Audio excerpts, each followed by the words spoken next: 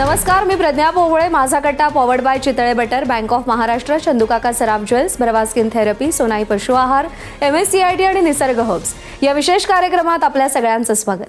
सह्याद्रीच्या कडेकपाऱ्यांपासून आकाशाला छेद देणाऱ्या हिमालयातल्या हिमशिखरांपर्यंत सगळ्यांनीच माणसाला साथ घातली आणि आव्हानही दिलं. प्रसिद्ध गिर्यारोहक सर एडमंड हिलरींनी म्हटलंय, it not the mountain we conquer but ourselves. गिर्यारोहण म्हणजे केवळ शिखर गाठण्याचा प्रवास नाही, तर तो आपल्या भीतींवर विजय मिळवण्याचा, मर्यादा ओलांडण्याचा आणि निसर्गासमोर नम्र होण्याचा एक अनुभव असतो. याच अनुभवाचे साक्षीदार 3 साहसी गिर्यारोहक आज कट्ट्यावर आलेत. उमेश झिरपे सर, विवेक शिवादे आणि मिहिर जाधव. भारतातील गिर्यारोहण क्षेत्रातलं एक मानाचं नाव अर्थातच उमेश झिरपे सर. गिरीप्रेमी संस्थेचे फाउंडर आणि डिरेक्टर ते आहेत. आजवर त्यांनी अनेक हिमालयीन मोहिमांचं नेतृत्व केलंय. 8000 मीटरपेक्षा उंच असलेल्या पर्वतांपैकी एव्हरेस्ट, ल्होत्से, मकालू, धौलागिरी, मनासलू, कांचनजंगा, अन्नपूर्णा, चो यू यांसारख्या पर्वतांवरील मोहिमांचं त्यांनी यशस्वी आयोजन केलंय. त्यांच्या या कार्यासाठी त्यांना भारत सरकारचा तेन्झिंग नॉर्गे राष्ट्रीय साहस पुरस्कारही प्राप्त झालाय. त्यांच्यासोबत आहेत विवेक शिवदे, गिरीप्रेमीच्या नव्या पिढीतील एक दमदार गिर्यारोहक आणि ते 2026च्या एव्हरेस्ट मोहिमेतले एक यशस्वी शिखरवीर आहेत. त्यांच्यासोबत आहेत मिहिर जाधव. हिमालयाच्या विविध मोहिमांमध्ये त्यांनी सक्रिय सहभाग घेतलाय. माउंट थेलू आणि नुकत्याच झालेल्या एव्हरेस्ट मोहिमेत त्यांनी उल्लेखनीय कामगिरी केली आहे.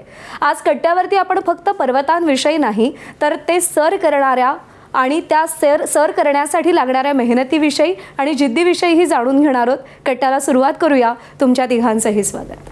नमस्कार. धन्यवाद. उमेशजी, खूप अभिनंदन तुमचं की ज्या पद्धतीनं तुम्ही महाराष्ट्राला खूप जवळ घेऊन गेलेले आहात एव्हरेस्टच्या. आणि बघता बघता आता किती जण मराठी वीर आता एव्हरेस्ट सर करण्यामध्ये यशस्वी झाले? एक गिरीप्रेमीमध्येच फक्त आत्ता खूप अभिमान वाटतो सांगायला की 18 जण आत्ता हे तिघं धरून ही संख्या आता 18पर्यंत पोचली आणि 18 जणांनी एव्हरेस्टच्या शिखर माथ्यापर्यंत जाण्यात यश मिळवलं आहे. 2012ची जी सर्वात मोठी नागरी मोहीम झाली होती गिरीप्रेमीची, त्यानंतर एक वेगळंच पर्व सुरू झालं गिर्यारोहणाचं आणि महाराष्ट्रातूनही अनेक तरुण तरुणी आता एव्हरेस्टकडे जाऊ लागलेत. माझ्या मते आत्ता अंदाजे महाराष्ट्रामध्ये आपल्या राज्यामध्ये 50पेक्षा जास्त एव्हरेस्ट शिखरवीर आहेत, सिव्हिलियन आणि आर्मीतले म्हणजे फोर्सेसमधले धरून. पण गिरीप्रेमीचं जे आत्ता एक वैशिष्ट्य मी असं म्हणेन की एका संघात 18 शिखरवीर असणं हे आज जगात पण कुठं नाही आहे, पण ते भाग्य गिरीप्रेमीत आहे, लाभलं आहे आम्हाला. नाही, मला म्हणजे तुम्ही जे काम केले गिरीप्रेमीच्या माध्यमातून आम्हा सगळ्यांना खूप अभिमान वाटेल असंच ते काम आहे. आणि याही गोष्टीचा आम्हाला खूप आनंद आहे की 2012मध्ये ABP माझाचा झेंडा घेऊन तुम्ही एव्हरेस्टवर गेला होतात आणि तिथं तो रोवला होतात. होय राजूजी, आत्ता अगदी मी फोन आल्यापासून मी यांना सगळ्या नवीन टीमला सांगतो आहे की मला 2012चे सगळे दिवस आठवतात. अनेक वेळा आम्ही इथं येत होतो आणि त्यावर्षी ती भारतातली सर्वात मोठी नागरी मोहीम होती. तोपर्यंत कुठलीही सिव्हिलियन एक्सपिडिशन झाली नव्हती एवढी मोठी. आणि मी आलो होतो, आपल्याला भेटलो आणि सपोर्ट मागितला आणि अगदी काही क्षणात तुम्ही सांगितलं की स्टार माझा होता त्यावेळेस, स्टार माझा तुमच्यावर आहे. कॅम्पेन सुरू झालं. मला अजून आठवतं विजयजी, आम्ही कितीतरी वेळा भेटायचो आणि काठमांडूला आम्ही निघतोय म्हणजे अक्षरशः निघालो होतो. आदल्या दिवशी मला विजयजींचा फोन आला, सावींचा. म्हणलं, अरे उमेश, तुम्ही जो बॅनर केला आहे स्टार माझा तो घेऊन जाऊ नको. मी म्हटलं काय झालं असं? ते म्हटलं असं काही झालं नाही, पण तो लोगो चेंज झाला आहे आणि तुम्हाला ABPचा मी लोगो पाठवतो मेलवरती. तो बॅनर आम्ही काठमांडूमध्ये प्रिंट करून घेतला आणि तो 2012मध्ये एव्हरेस्टच्या टॉपवरती गेला होता. आणि एक वेगळी असोसिएशन मी म्हणेन आणि एक वेगळा सपोर्ट ABP माझाने त्यावेळेस जो दिला, त्यामुळे ती मोहीम संपूर्ण राज्यभर पसरली. आणि मला वाटतं खूप मोठा वाटा आहे त्याच्यामध्ये की गिर्यारोहण नेमकं काय आहे, कशासाठी गिर्यारोहक डोंगरात जात असतात हे पोचवण्यामध्ये त्यावेळेस तुम्ही सगळ्याच टीमनी खूप आम्हाला सहकार्य केलं. त्याबद्दल परत एकदा धन्यवाद तुमच्या सगळ्यांचं. नाही, पण म्हणजे तुम्ही काम खूप मोठं करताय उमेशजी. ही आत्ताची जी मोहीम आहे या मोहिमेच्याबद्दल काय सांगाल? ही मोहीम काय अर्थानं वेगळी होती?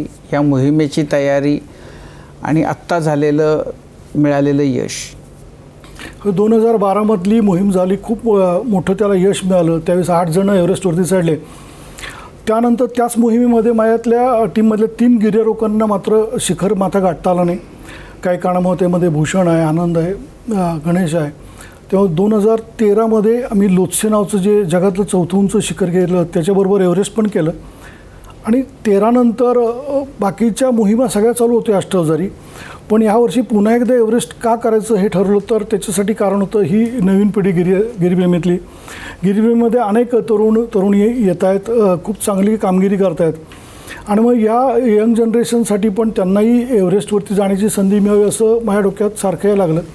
2 वर्षापूर्वी हा विचार मी मांडला आणि मग त्यातनं छोटी टीम होती, 4 जणांचा संघ तयार झाला, तयारी केली आणि आम्ही पुन्हा एकदा 2026मध्ये एव्हरेस्टला गेलो. ह्या वर्षाची मोहीम वेगळी एका वेगळ्या अर्थाने. आता मी जवळजवळ 20-22 वर्ष त्या परिसरात जातो आहे. पण ह्यावेळेचं जे काही आपण सगळ्यांनी पण पाहिलं आहे, सगळीकडे येतं आहे की एक विक्रमी गर्दी एव्हरेस्टने अनुभवली. त्याची वेगवेगळी कारणं आहेत. यंदा पहिल्यांदा तिबेटकडनं जी चढाई होती, जी चीन सरकारच्या ताब्यात आहे, तर ती पूर्णपणे अचानक त्यांनी बंद केली, कुठलंही कारण न देता. एव्हरेस्टवरती जे 2 पॉप्युलर रूट आहेत, एक म्हणजे नेपाळकडचा साऊथ रूट, जिथून 1953 साली एडमंड हिलरी आणि शर्पा तेनसिंग गेले होते, आणि दुसरा आहे तो नॉर्थमधून चायना साईडनी.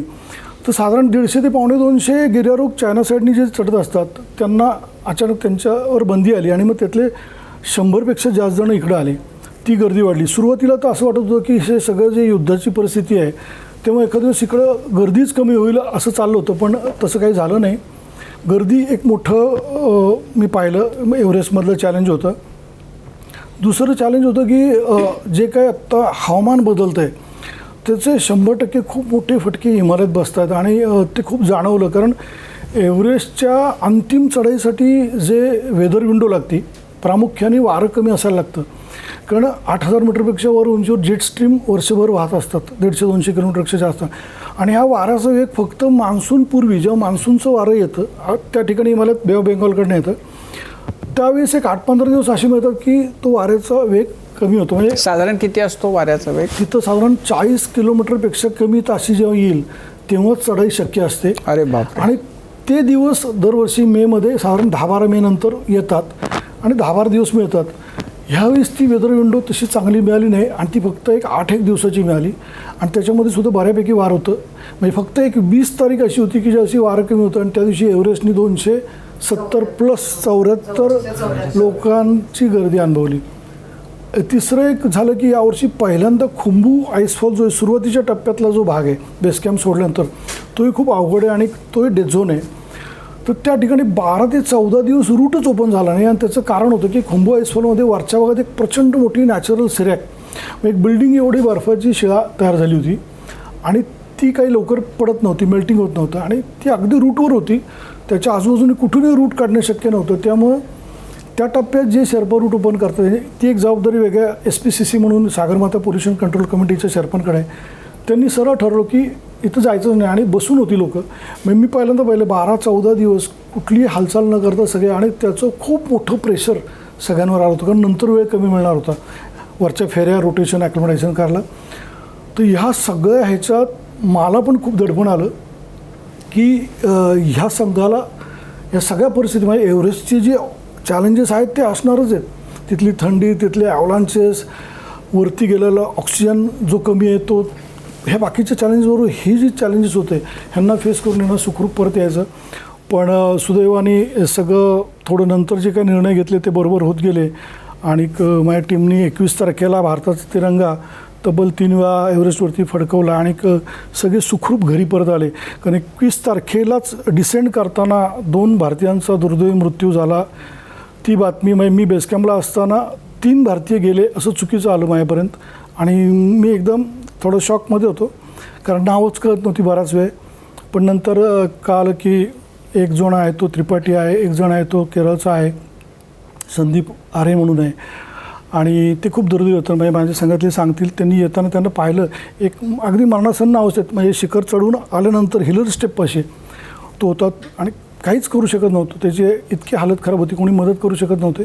एकाला मात्र संदीपला उचलून खरं कॅम्प 2पर्यंत आणलं होतं पण दुर्दैवाने त्याचा कॅम्प 2ला मृत्यू झाला. पण अशा परिस्थितीमध्ये ह्यांनी खूप चांगली कामगिरी करून हे खूप चांगल्या पद्धतीने ते बेस कॅम्पला आले खाली आणि जीव वांड्यात पडला होता मला. कधी ठरवलं होतं की आपण एव्हरेस्टला जायचंच? ॲक्च्युली प्रत्येक माउंटेनियरचं स्वप्न असतंच एव्हरेस्ट क्लाइंब करायची संधी मिळावी.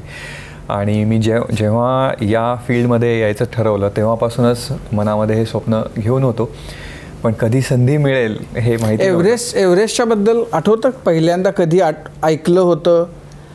हो, म्हणजे अगदी लहानपणापासूनच जेव्हा शाळेत असताना देखील sir Sherpa Tenzing Norgay, Edmund Hillary यांनी जगातलं सर्वोच्च शिखर पहिल्यांदा क्लाइंब केलं 29 मे 1953 आणि एव्हरेस्ट, या सगळ्या गोष्टी माहिती होत्या. पण या फील्डमध्ये गिर्यारोहणाशी माझा काहीच लहानपणापासून संबंध नव्हता.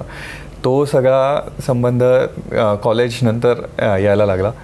त्याचं असं झालं की माझी तशी बॅकग्राऊंड सांगितली तर लोणंद म्हणून गाव आहे, तिथे माझे आईवडील काका काकू एकत्र काम करायचे. आमचं हॉस्पिटल होतं, आहे अजूनही. आणि आजी आजोबांनी आम्हाला सगळ्या नातवंडांना पुण्यामध्ये शिक्षणासाठी आणलं. नुमवी शाळेमध्ये होतो मी, तिथूनच माझी पुण्यातला प्रवास सुरू झाला पहिलीपासून. आणि शाळेत असताना तसा मी लाजरा बुजरा असा होतो, पण जसं जसं मोठा होत गेलो, 12वी झाली तेव्हा माझा एक मोठा भाऊ आहे, त्यानं मला पहिल्यांदा एका हिमालयन ट्रेकला नेलं. त्याच्या आधी कधीच कुठला ट्रेक केला नव्हता, पण तो एक ट्रेक म्हणजे नुसता ट्रेक झाला. छान ट्रेक करून परत आलो.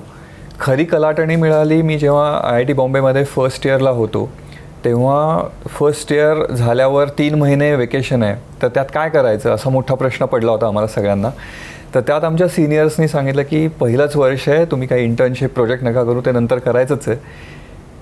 बेसिक माउंटेनिअरिंग कोर्स नावाचा एक कोर्स असतो, तो तुम्ही मनालीच्या इन्स्टिट्यूटमध्ये आहे, तो जाऊन करून या, तुमचं आयुष्य बदलेल.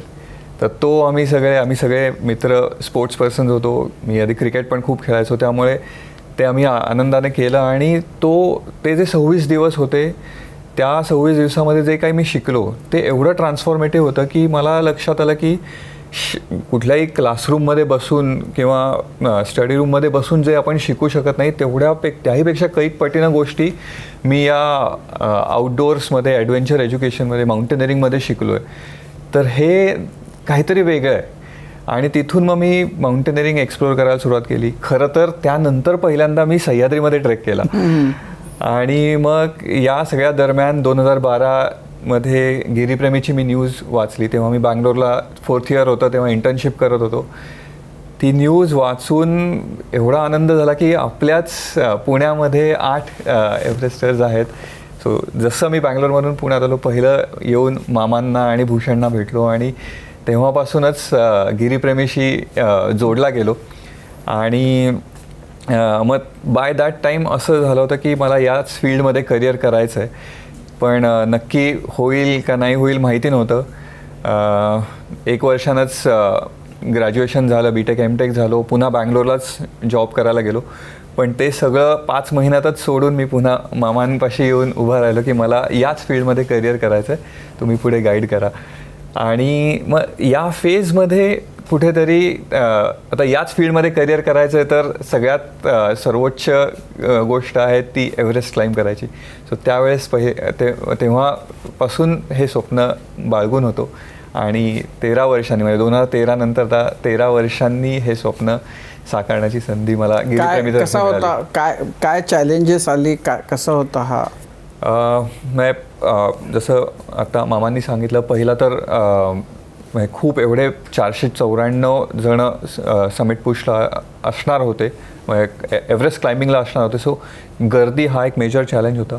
त्याबरोबर एव्हरेस्ट चढाई ही 8,848 मीटरपर्यंतची आहे. तिथे ऑक्सिजन खूप कमी असतो. टेम्परेचर -15 ते -40 डिग्री सेल्सिअसपर्यंत खाली जाऊ शकतं. विंड हा अजून एक क्रिटिकल फॅक्टर येतो की त्यामध्ये असं होतं की -25 डिग्री सेल्सिअस टेम्परेचर असेल, विंड असेल तर ते अजून -30 -35 डिग्री सेल्सिअसपर्यंत वाढतं. सो यामध्ये फ्रॉस्टबाईट, हाय अल्टिट्यूड सिकनेस आणि त्यातून कॉम्प्लिकेशन्स होणारे पल्मोनरी एडिमा, सेरेब्रल एडिमा असे चॅलेंजेसना आम्हाला फेस करायला लागणार होतं. ऑक्सिजन सिलेंडर्स जे असतात समिट पुशसाठी ते लिमिटेड असतात प्रत्येक क्लाइंबरला. सो त्या अवेलेबल विंडोमध्येच सक्सेसफुली सबमिट करून परत संपूर्ण संघानं खाली यायचं, हे सगळे चॅलेंजेस आम्हाला फेस करावे लागणार होते. त्याचबरोबर लोत्से फेस नावाचा एक सेक्शन आहे जो जवळजवळ 700-800 मीटरची खडी चढाई आहे ब्लू आईसवर. सो आणि हे सगळं सप्लिमेंटल ऑक्सिजन वापरून 7,000 ते 7,500 मीटरच्या उंचीवर करायचं. हे सगळे चॅलेंजेस आम्हाला या एक्सपिडिशनमध्ये फेस करावे लागणार होते.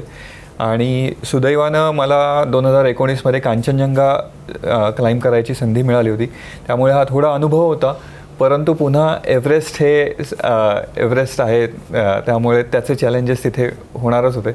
आणि हे सगळे आम्ही फेस करत केले, पण फायनली आम्ही सक्सेसफुली पोहोचू शकलो समिटला. सकाळी 4:30 वाजता पोहोचलो. मी आणि मिहीर आम्ही दोघं 4:30ला पोहोचलो. आमचा तिसरा मित्र अखिल तो 6:30 वाजता पोहोचला. पण आम्ही सगळेजणं सेफली वेळेत कॅम्प 4ला आलो. तेही एक चॅलेंज होतं की वेळेत या गर्दीला फेस करून आपण आपल्या संघाला वेळेत कॅम्प 4ला पोहोचवणं आणि कॅम्प 4वरून पुन्हा बेस कॅम्पला पोहोचणं, हे सगळे चॅलेंजेस होते. पण थँकफुली सगळे व्यवस्थित पार मिहीर, झाले. जेव्हा एव्हरेस्टवर पाय ठेवलं तेव्हा काय पहिला विचार काय आला मनामध्ये? खरं तर एव्हरेस्ट जे आहे ते माझ्यासाठी फक्त म्हणजे एक सर्वोच्च शिखर नव्हतं. कारण माझ्या बाबांनी, माझे बाबा हेमंत जाधव, त्यांनी 2023मध्ये एव्हरेस्ट समिट करण्याचा प्रयत्न केला होता, ते आणि त्यांच्या 3 मित्रांनी. तर तर ते त्यावेळेला कॅम्प 4पर्यंत पोचले होते आणि संध्याकाळी समिट पुशला निघायचं त्यावेळेला खूप जास्त वेगाने वारे व्हायला लागले आणि त्या रात्री त्यांना समिट करता नाही आलं, म्हणजे समिटला निघता नाही आलं.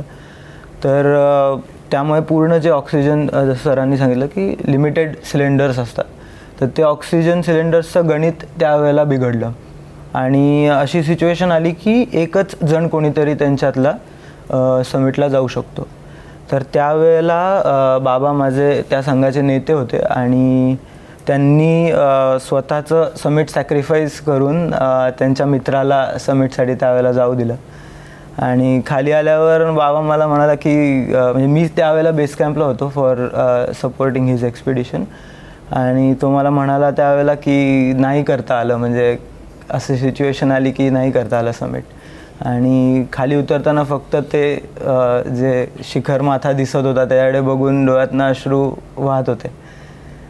मला त्यावेळेला असं वाटलं की हे स्वप्न जे ते असं अर्धवट सोडून नाही चालणार. म्हणजे आम्ही त्याच्याबरोबर आम्हीही ते जगलो होतो की म्हणजे ते स्वप्न आम्हीही बघितलं होतं.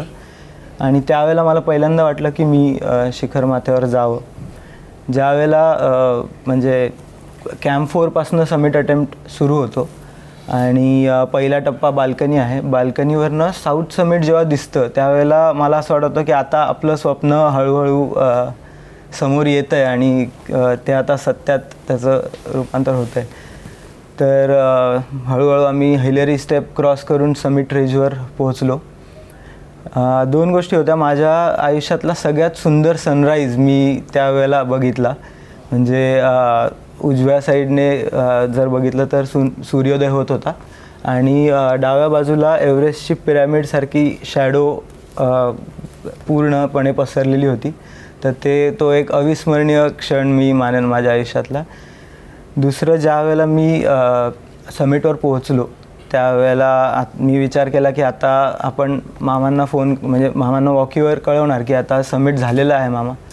आणि मामा जेव्हा माझ्या बाबांना आणि आईला सांगतील की मिहीरचं समिट झालेलं आहे, तर त्यावेळेला त्यांना म्हणजे किती प्राऊड फील होईल माझ्याबद्दल. आणि तर त्या सगळ्या भावना माझ्या मनात होत्या त्यावेळेला.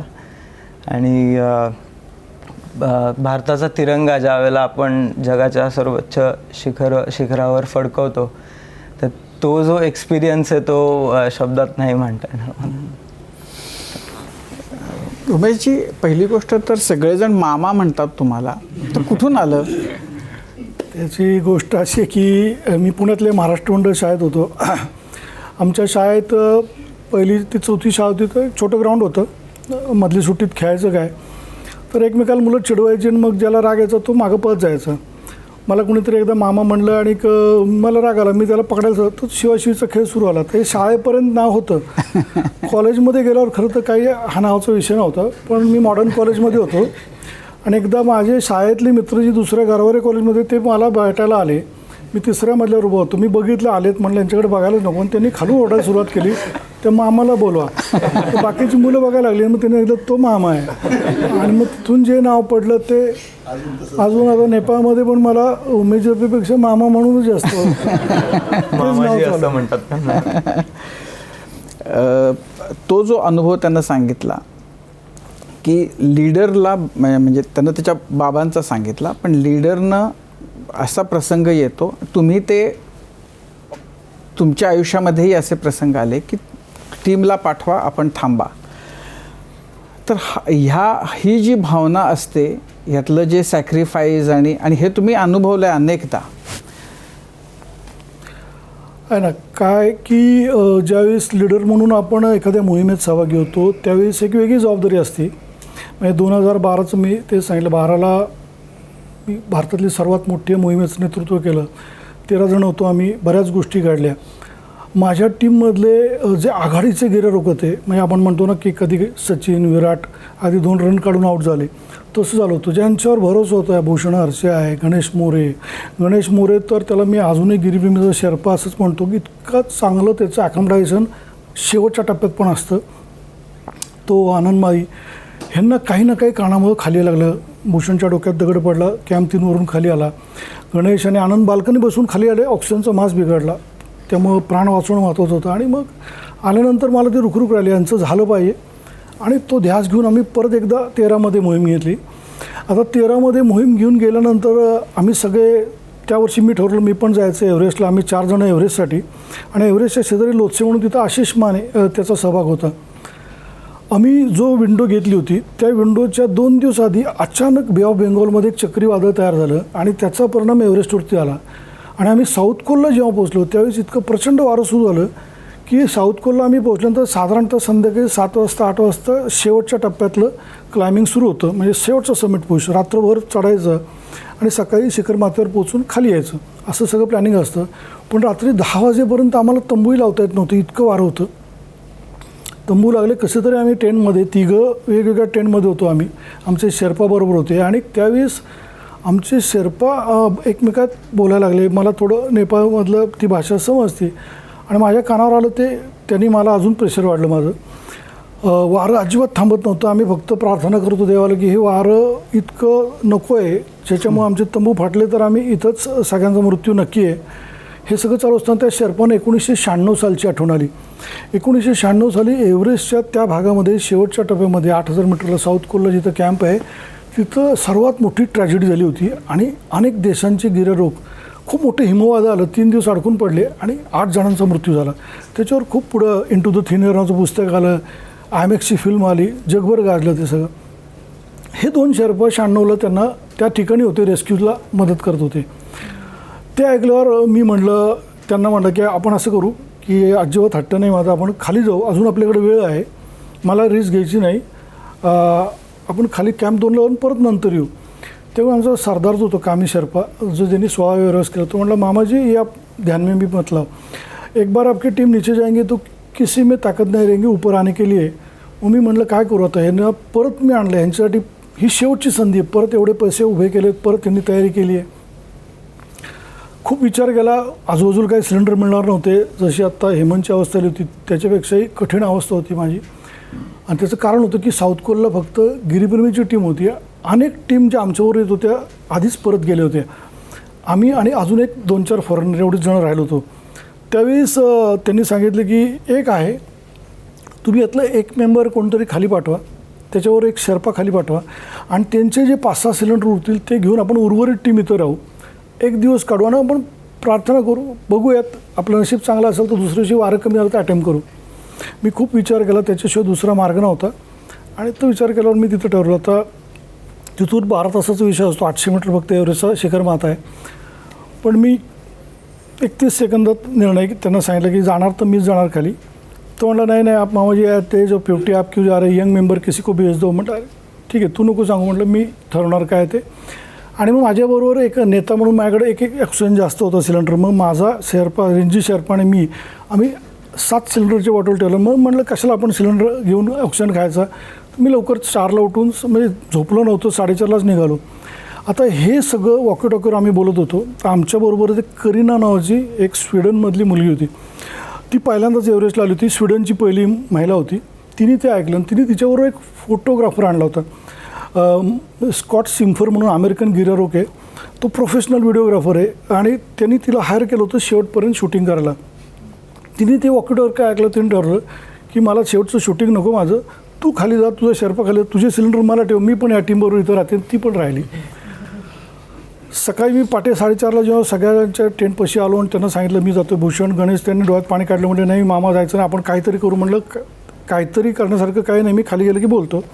मी 2 कॅम्पला गेलो आणि तो दिवस अख्खा ऑक्सिजनमुळे ते सेफ राहिले. आमच्या सगळ्यांच्या सुदैवाने त्या दिवशी वाऱ्याचं वेग थोडा कमी झाला आणि त्या दिवशी 16 तारखेला क्लाइम्बिंग सुरू होऊन 17 मे 2013ला हे सगळेजण शिखर माथ्यावर पोहोचले.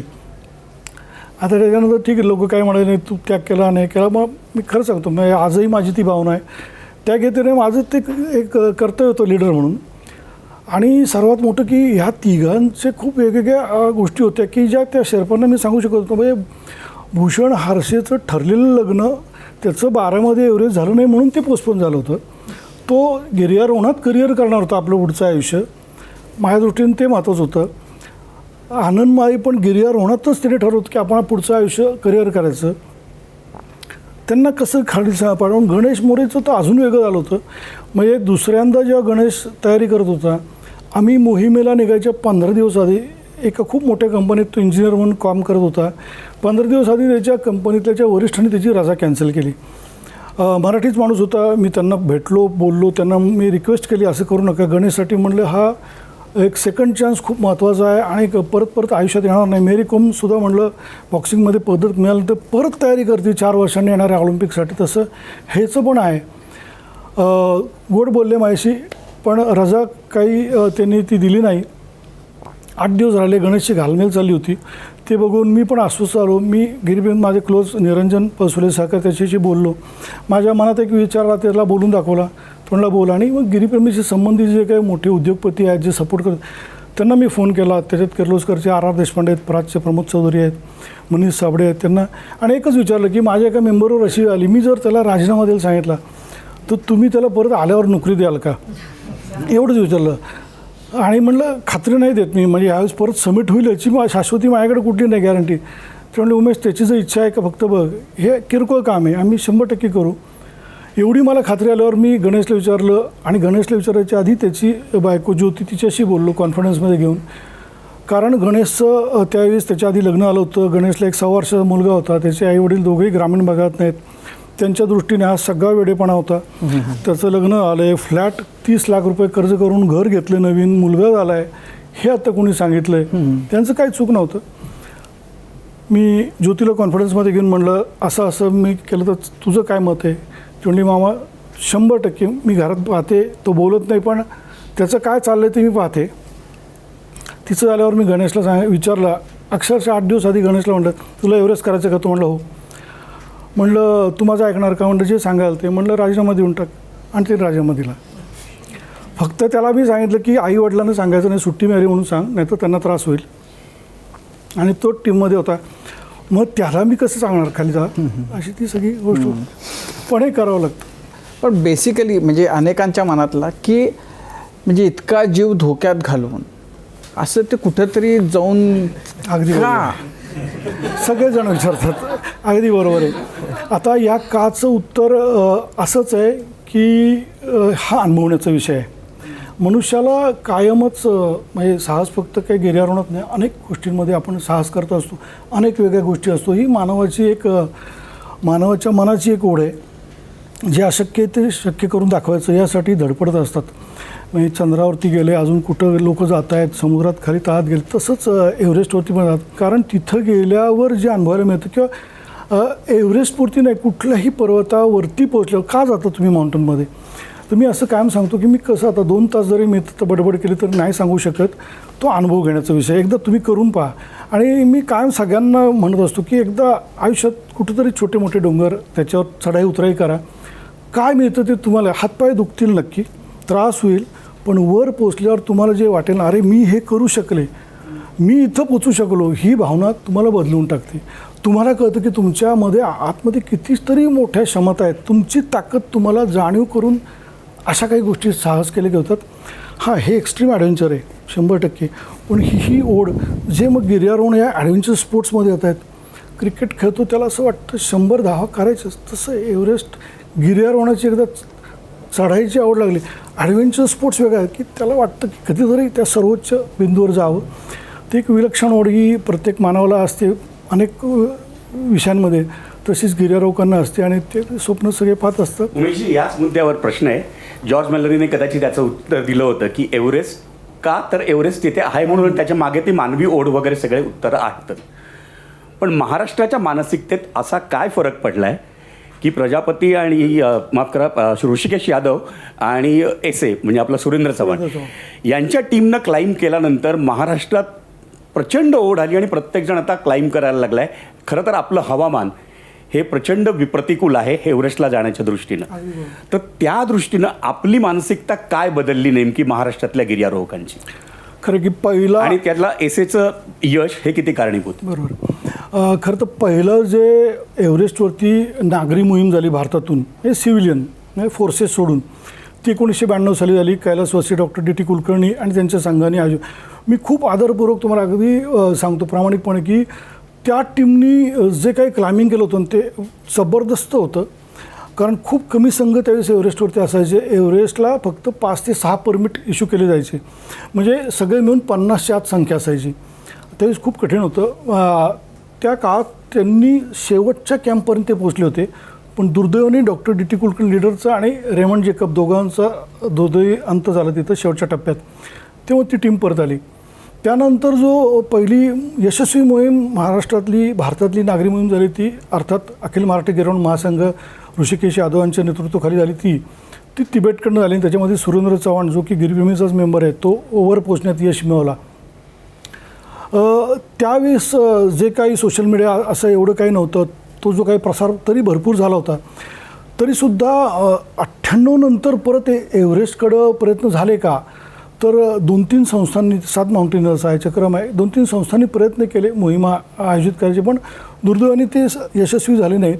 आणि मग हे सगळं माझ्या मनात काय माहीत होतं की का होत नाही, त्याची कारणं थोडी तपासली आणि मग ती कारणांचा अभ्यास करून 2012मध्ये सर्वात मोठी नागरी मोहीम म्हणजे जास्त संख्येने जायचं. आणि त्याच्या मागचं कारण हेच होतं की जेवढे जास्त एव्हरेस्ट शिखरीवर होतील तेवढे जास्त या गिर्यारोहण खेळाचा प्रचार ते करतील. ते जेव्हा परत समाजात जातील, बोलतील, त्याच्यातून अनेक जण या साहसी खेळाकडे येतील, या लाईफस्टाईलमध्ये येतील होतं. पण जे तुम्ही म्हणता तसंच आहे की ते 92 आणि 98च्या मोहिमेने हे द्वार खुलं केलं आणि 2012च्या गिरीप्रेमीच्या मोहिमेतून हे सिद्ध झालं की हे आपल्या आवाक्यात आहे. म्हणजे आधी वाटत होतं की तो हिमालय तिकडं दूर, आपण समुद्रसपाटीपाशी सगळे आहोत आणि मग तिथं जाऊन आपल्याला निभावं लागणार का, आणि अजून महत्त्वाचं म्हणजे त्याला लागणारा निधीसुद्धा आपण गोळा करू शकणार का, सगळ्यात मोठा विषय तो होता. हे आपल्या अशक्य, म्हणजे आपल्या आवाक्यातलंच काम नाही. तर ही जी काही एक मनोधारणा सगळ्यांची होती ती बदलली 2012 नंतर. नाही, आता आपण 2-3दा तुमच्या बोलण्यात निधी हा विषय आला आणि म्हणजे यावर्षी जास्त आम्ही प्रामुख्याने वाचतोय तो म्हणजे होणारा खर्च. त्या ज्या गिर्यारोहकाचा दुर्दैवी मृत्यू झाला, आम्ही बातम्या ऐकल्या की त्याचा मृतदेह आणण्याचाही खर्च इतका जास्त आहे की त्यांना तो परवडत नाही आहे. तर हा जो खर्च आहे हा म्हणजे प्रत्येकाला जमणं शक्य नाही. तर तुम्हाला दोघांनाही प्रश्न आहे आणि अर्थात झिरपे सरांना प्रश्न आहे की हे कसं जमतं गणित, म्हणजे कसं केलं जातं, कारण खर्च येतो किती. आज एव्हरेस्टची चढाई करायची असेल तर तो $35,000 पासून $1,00,000 वेगवेगळ्या प्रकारचा खर्च येतो. पण $35,000 ते $40,000 म्हणजे साधारण ₹35,00,000 हा इतका खर्च आहे. त्यातले $15,000 अमेरिकन ही तर फक्त एव्हरेस्ट चढाईसाठी नेपाळ सरकारला द्यायला लागणारी फी आहे, रॉयल्टी आहे.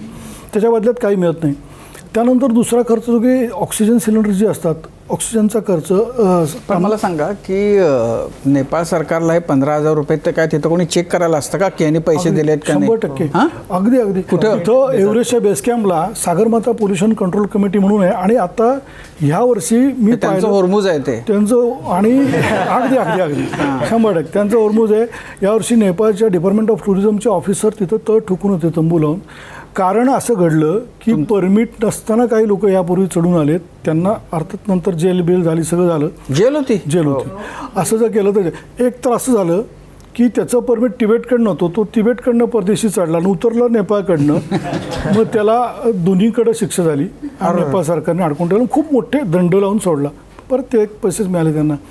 पण त्याची चेकिंगची व्यवस्था आहे आणि त्यात जर पकडलं गेलं तर खूप सिरियस ऑफेन्स आहे तो. परत तुमचं पासपोर्ट येते त्याला पण प्रॉब्लेम येतो, तेव्हा ते कोण करायला धजवत नाही. पण ते पैसे, ऑक्सिजनचा खर्च, 50 दिवस तिथं कॅम्पिंगचा राहण्याचा खर्च, एव्हरेस्टच्या प्रत्येक चढाईमध्ये शेर्पा जो आमच्यावर असतो त्याची जी फीज आहेत त्या, आणि त्याची किती असते फी?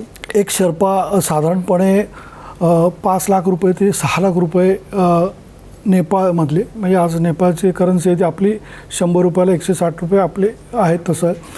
तर साधारण 5 ते 6 लाख रुपये असून 20 लाख रुपयापर्यंत पण घेतात त्या शेर्पाच्या योग्यतेप्रमाणे. ती शेर्पांची फी, त्याचा बोनस, असं सगळं धरून बोनस कशाचा? एव्हरेस्टचं समिट झालं की $1,500 शेर्पाचा बोनस फिक्स आहे, तो द्यावाच लागतो.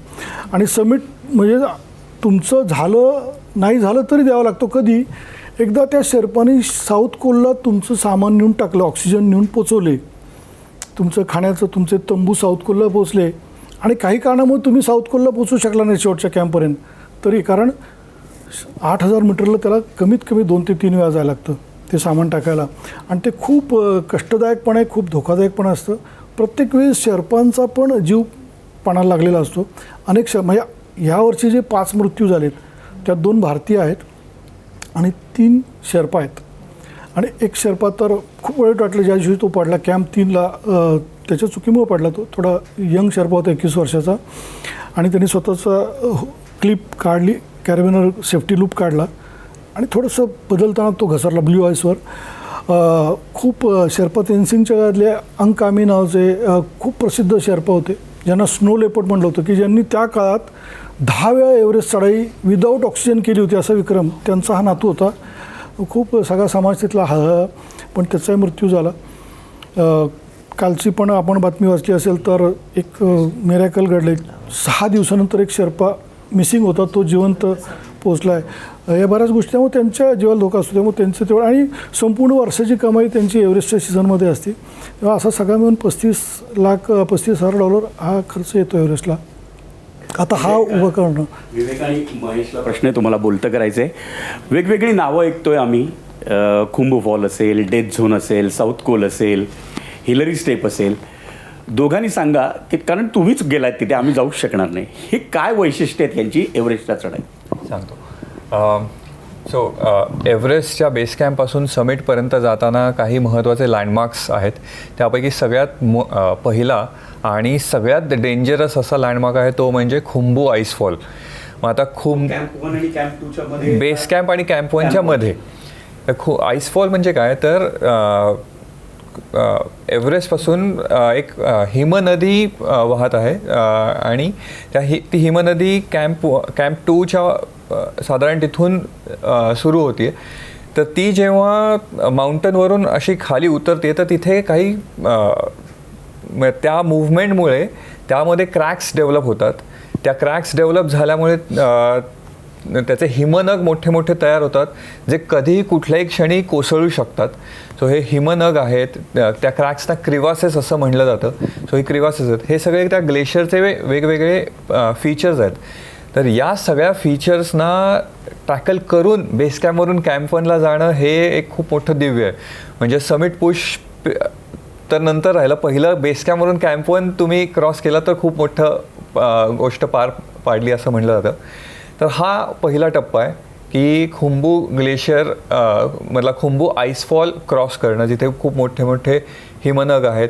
तिथंच त्याच भागामध्ये ॲव्हलांचेस पण येऊ शकतात, म्हणजे स्नो किंवा आईसचे ब्लॉक्स कुठलीही वॉर्निंग न देता जोरात आपल्या दिशेनं येऊन म्हणजे त्यात मृत्यू अटळ आहे अशा परिस्थिती असतात. तर अशा चॅलेंजेसना क्रॉस करून कॅम्प 1ला जावं लागतं. मग कॅम्प 1वरून कॅम्प 2ला जाताना अजून वेगळा चॅलेंज आहे. ते म्हणजे त्याला त्या रिजनला म्हणतात वेस्टर्न कूम. आता ती जागा अशी ती रिलेटिव्हली फ्लॅट आहे, म्हणजे चालायला कम्फर्टेबल आहे, आपण आरामात चालू शकतो. पण त्याचं वैशिष्ट्य असं आहे की जर ओव्हरकास्ट कंडिशन्स असल्या किंवा रात्र असेल तर टेम्परेचर एकदम -20 -25पर्यंत जाऊ शकतं. तेच जर का क्लिअर स्काय असेल, ऊन असेल, तर तेच टेम्परेचर 35 डिग्री सेल्सिअसपर्यंत जाऊ शकतं. म्हणजे लिटरली टेंट असो किंवा टेंटच्या बाहेर ना टेंटमध्ये बसवतं कारण बेकिंग इफेक्ट होतो, ना बाहेर उभं राहता येतं कारण स्कॉचिंग हीट्स असतात. सो हे बेस कॅम्प ते कॅम्प 1 टू कॅम्प 2चे चॅलेंज आहे. कॅम्प 2च्या पुढचं सांगतोस? मला ह्यातला एक किस्सा सांगायचा आहे की मामांनी आम्हाला सांगितलं की उद्या तुम्हाला लोड फेरीला जायचं आहे, म्हणजे लोड फेरी नाही, रोटेशन्सला जायचं आहे, जे आपण क्लाइंब हाय आणि स्लीप लोवालं. सो ॲक्लमटायझेशन प्रोसेससाठी आम्ही कॅम्प 1ला जाणार होतो पहिल्या दिवशी, आणि त्याच्यानंतर नेक्स्ट डे आम्ही कॅम्प 2ला जाणार होतो. आणि त्याच्या जस्ट आदल्या दिवशीच तिथे एक मोठा आईस सिरॅक पडला आणि एक शेर्पा आणि एक इंडियन क्लाइंबर ह्यांना खूप जास्त मोठी इजा झाली. त्यामुळे आम्ही ठरवून गेलो होतो की आता उद्या आपल्याला जायचं आहे त्या ह्याच्यात. तर ते सगळं एक होतं. आणि जसं विवेक सर म्हणाले की कॅम्प 1पासनं कॅम्प 2 जाताना पण ॲव्हलांचचे धोके असतात. तर मी आणि विवेक सर ज्यावेळेला कॅम्प 1 टू कॅम्प 2 जायला निघालो त्यावेळेला आम्ही समोर ऑलरेडी क्लाइंबर जात होते त्या रूटवर, आणि समोर एक ॲव्हलांच आला. पावडर स्नो ॲव्हलांच होता, पण त्यात ते पूर्ण म्हणजे दिसेनासे झाले होते. आम्ही पण त्यावेळेला पहिले विचार केला की अरे आहेत की नाही नक्की किंवा कुठे. सो हा एक हे होतं. हां. आणि कॅम्प 2 टू कॅम्प 3च्या मध्ये एक लोत्से फेस लागतो. सो लोत्से फेसच्या बेसला आम्ही क्रॅम्पॉन पॉईंट म्हणतो, तिथून तुम्हाला ऑक्सिजन सपोर्ट लावायला लागतो. सो सप्लिमेंटल ऑक्सिजनवर तिथून पुढची जी चढाई आहे ती केली जाते. आणि तो साधारणतः 65 to 70 डिग्रीचा असा म्हणजे खडा चढ आहे तो. त्याच्यात चॅलेंजेस म्हणजे जर तुमच्याकडनं काही चूक झाली आणि तुम्ही रोपपासनं वेगळे झालात तर पडलात तर सरळ कॅम्प 2पर्यंत खाली जाईल, एवढा मोठा तो फॉल आहे. सो हे खूप मोठं चॅलेंज आहे, कारण सगळ्या गोष्टी खूप केअरफुली करायला लागतात. जसं रोपमध्ये चेंज ओव्हर्स असतात, म्हणजे पूर्ण रोप एक लेंथचा नसतो, तर अँकर टू अँकर चेंज ओव्हर करताना खूप केअरफुल राहायला लागतं.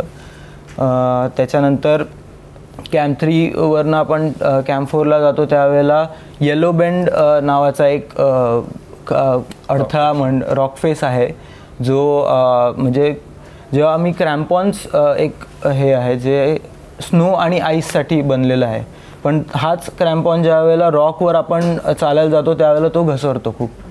तर ते एक चॅलेंज जास्त आहे की त्या ह्याच्यातनं सेफली वर जाणं. तसंच पुढे जाऊन जिनेवा स्पर म्हणून आहे, एक चॅलेंज आम्ही अनुभवलं की आम्ही जोपर्यंत जिनेवा स्पर क्रॉस नव्हतो करत तोपर्यंत आम्हाला विंड खूप कमी फेस करायला लागत होती. जेव्हा आम्ही कॅम्प 4च्या जवळ पोचलो, म्हणजे जिनेवा स्पर आम्ही क्रॉस केली आणि त्यावेळेला अचानक म्हणजे कळलं की वाऱ्याचे वेग हे म्हणजे 30 km/h वगैरे असे सुरू झाले त्यावेळेला. मग तिथून पुढे आम्ही 8000 मीटरवर गेलो. सो 8000 मीटरला ऑलरेडी डेथ झोन असं म्हणतात, जिथे ऑक्सिजनचं प्रमाण साधारणतः 7% आसपास फील होतं. त्यात सर्वाईव्ह करणंच एक मोठा चॅलेंज आहे. म्हणजे ज्या वेळेला आपण ऑक्सिजन काढून काही पाणी जरी प्यायला गेलो तरी धाप लागते किंवा असं ब्रिदिंगला त्रास होतो. सो एवढे चॅलेंजेस आहेत. पुढचं सांगतो. येस. अजून एक त्यातला ॲड करतो. लोत्से फेसवर अजून एक महत्त्वाचं चॅलेंज आहे ते म्हणजे रॉकफॉल. मग अशी मामांनी सांगितलं भूषणला 2012ला डोक्यात रॉक लागला होता, त्यामुळे आम्ही लोत्से फेसवर क्लाइंब करताना कॉन्स्टंटली आमचं कायम लक्ष वरती लोत्सेच्या रॉकी टेरेनकडे असायचं की चुकून एखादा दगड सुटणार तर नाही ना. तर हे लोत्से फेसवर आम्ही फेस करत होतो. आता त्यानंतर लोत्से फेसवरून जेव्हा आम्ही कॅम्प 4ला पोहोचलो तेव्हा आम्ही ऑलरेडी डेथ झोनमध्ये आलो होतो. सो प्रत्येक क्षण असा आहे की तिथं आपली बॉडी डिटेरिओरेट होत असते. त्यामुळे कमीत कमी वेळामध्ये कॅम्प 4वरून समिटला पोहोचून परत सेफली खाली येणं हे महत्त्वाचं असतं. तर कॅम्प 4 जो आहे तो साऊथ कोल नावाची जागा आहे. म्हणजे लोत्से नावाचं हे शिखर 4थ्या क्रमांकाचं उंचीचं आणि एव्हरेस्ट यांच्यामधली जी खोलगट जागा आहे त्याला कोल असं म्हणलं जातं माउंटेनिंग टर्मिनॉलॉजीमध्ये. तर ती साऊथ कोल तिबेटच्या साईडला नॉर्थ कोल आहे, नेपाळच्या साईडला साऊथ कोल आहे. तर त्या साऊथ कोलवरून तिथं कॅम्प 4 असतो 7,900 मीटर उंचीवर आणि तिथून एव्हरेस्टचा फायनल समिट पुश सुरू होतो. सो साऊथ कोलवरून साधारण 50 ते 60 डिग्रीच्या अँगलमध्ये चढाई सुरू होते. ती बाल्कनी नावाची एक जागा आहे तिथपर्यंत. बाल्कनी अशी जागा आहे की तिथे थोडीफार विश्रांती घ्यायला तुम्हाला संधी आहे. थोडासा फ्लॅटिश रिजन आहे जिथे ऑक्सिजन पण सिलेंडर पण बदलले जातात. तुम्हाला पाणी जर का एखादा घोट घेऊ शकत असेल तर ते तुम्ही पाणी पिऊ शकता. आणि तिथून मात्र पुढे साऊथ समिट पुढचा जो टप्पा आहे तो साऊथ समिटचा तिथपर्यंतची चढाई मात्र अजून चॅलेंजिंग आहे. त्यामध्ये आम्हाला काही रॉक सेक्शन्स पण जाणवले जे आम्हाला आधी अपेक्षित नव्हते रूटवर, पण तेही आम्हाला रॉक सेक्शन्स यावेळेस फेस करावे लागले.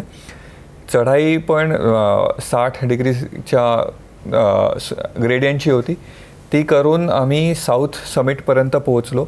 आता साऊथ समिट असा पॉईंट आहे जो कॅम्प 4मधून दिसत असतो, पण तिथे पोचल्यावर ॲक्च्युअल पुढचं समिट आणि ती जी ट्रॅव्हर्स आहे ती दिसत असते.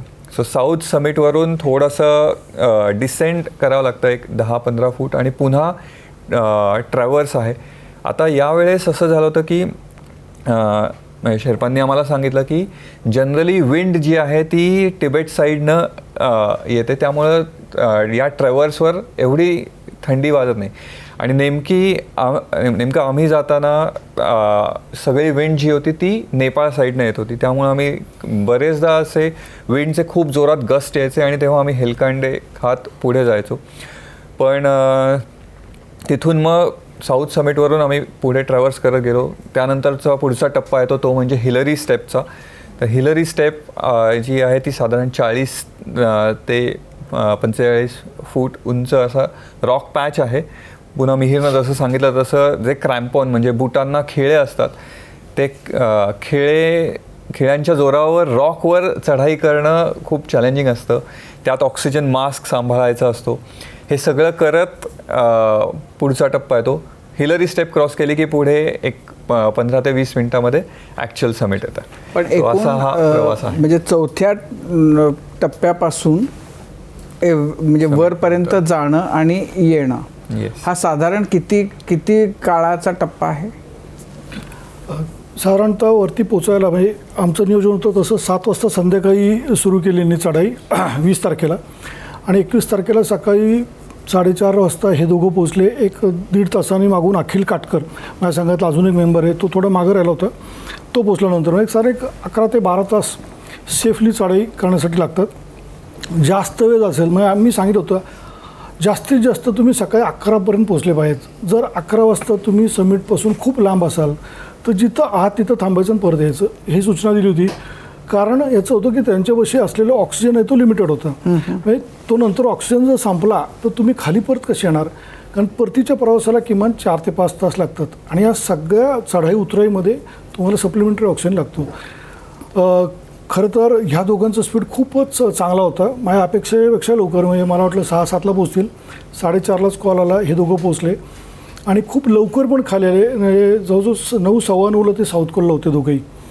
पण अखिल मागं होता. नंतर तो थोडा ट्रॅफिकमध्ये होता कारण आमच्या मागंच भारतीय सैन्य दलाची महिलांची तुकडी होती आणि त्या तुकडीच्या मागे अखिल असल्यामुळे थोडं त्याला विलंब झाला.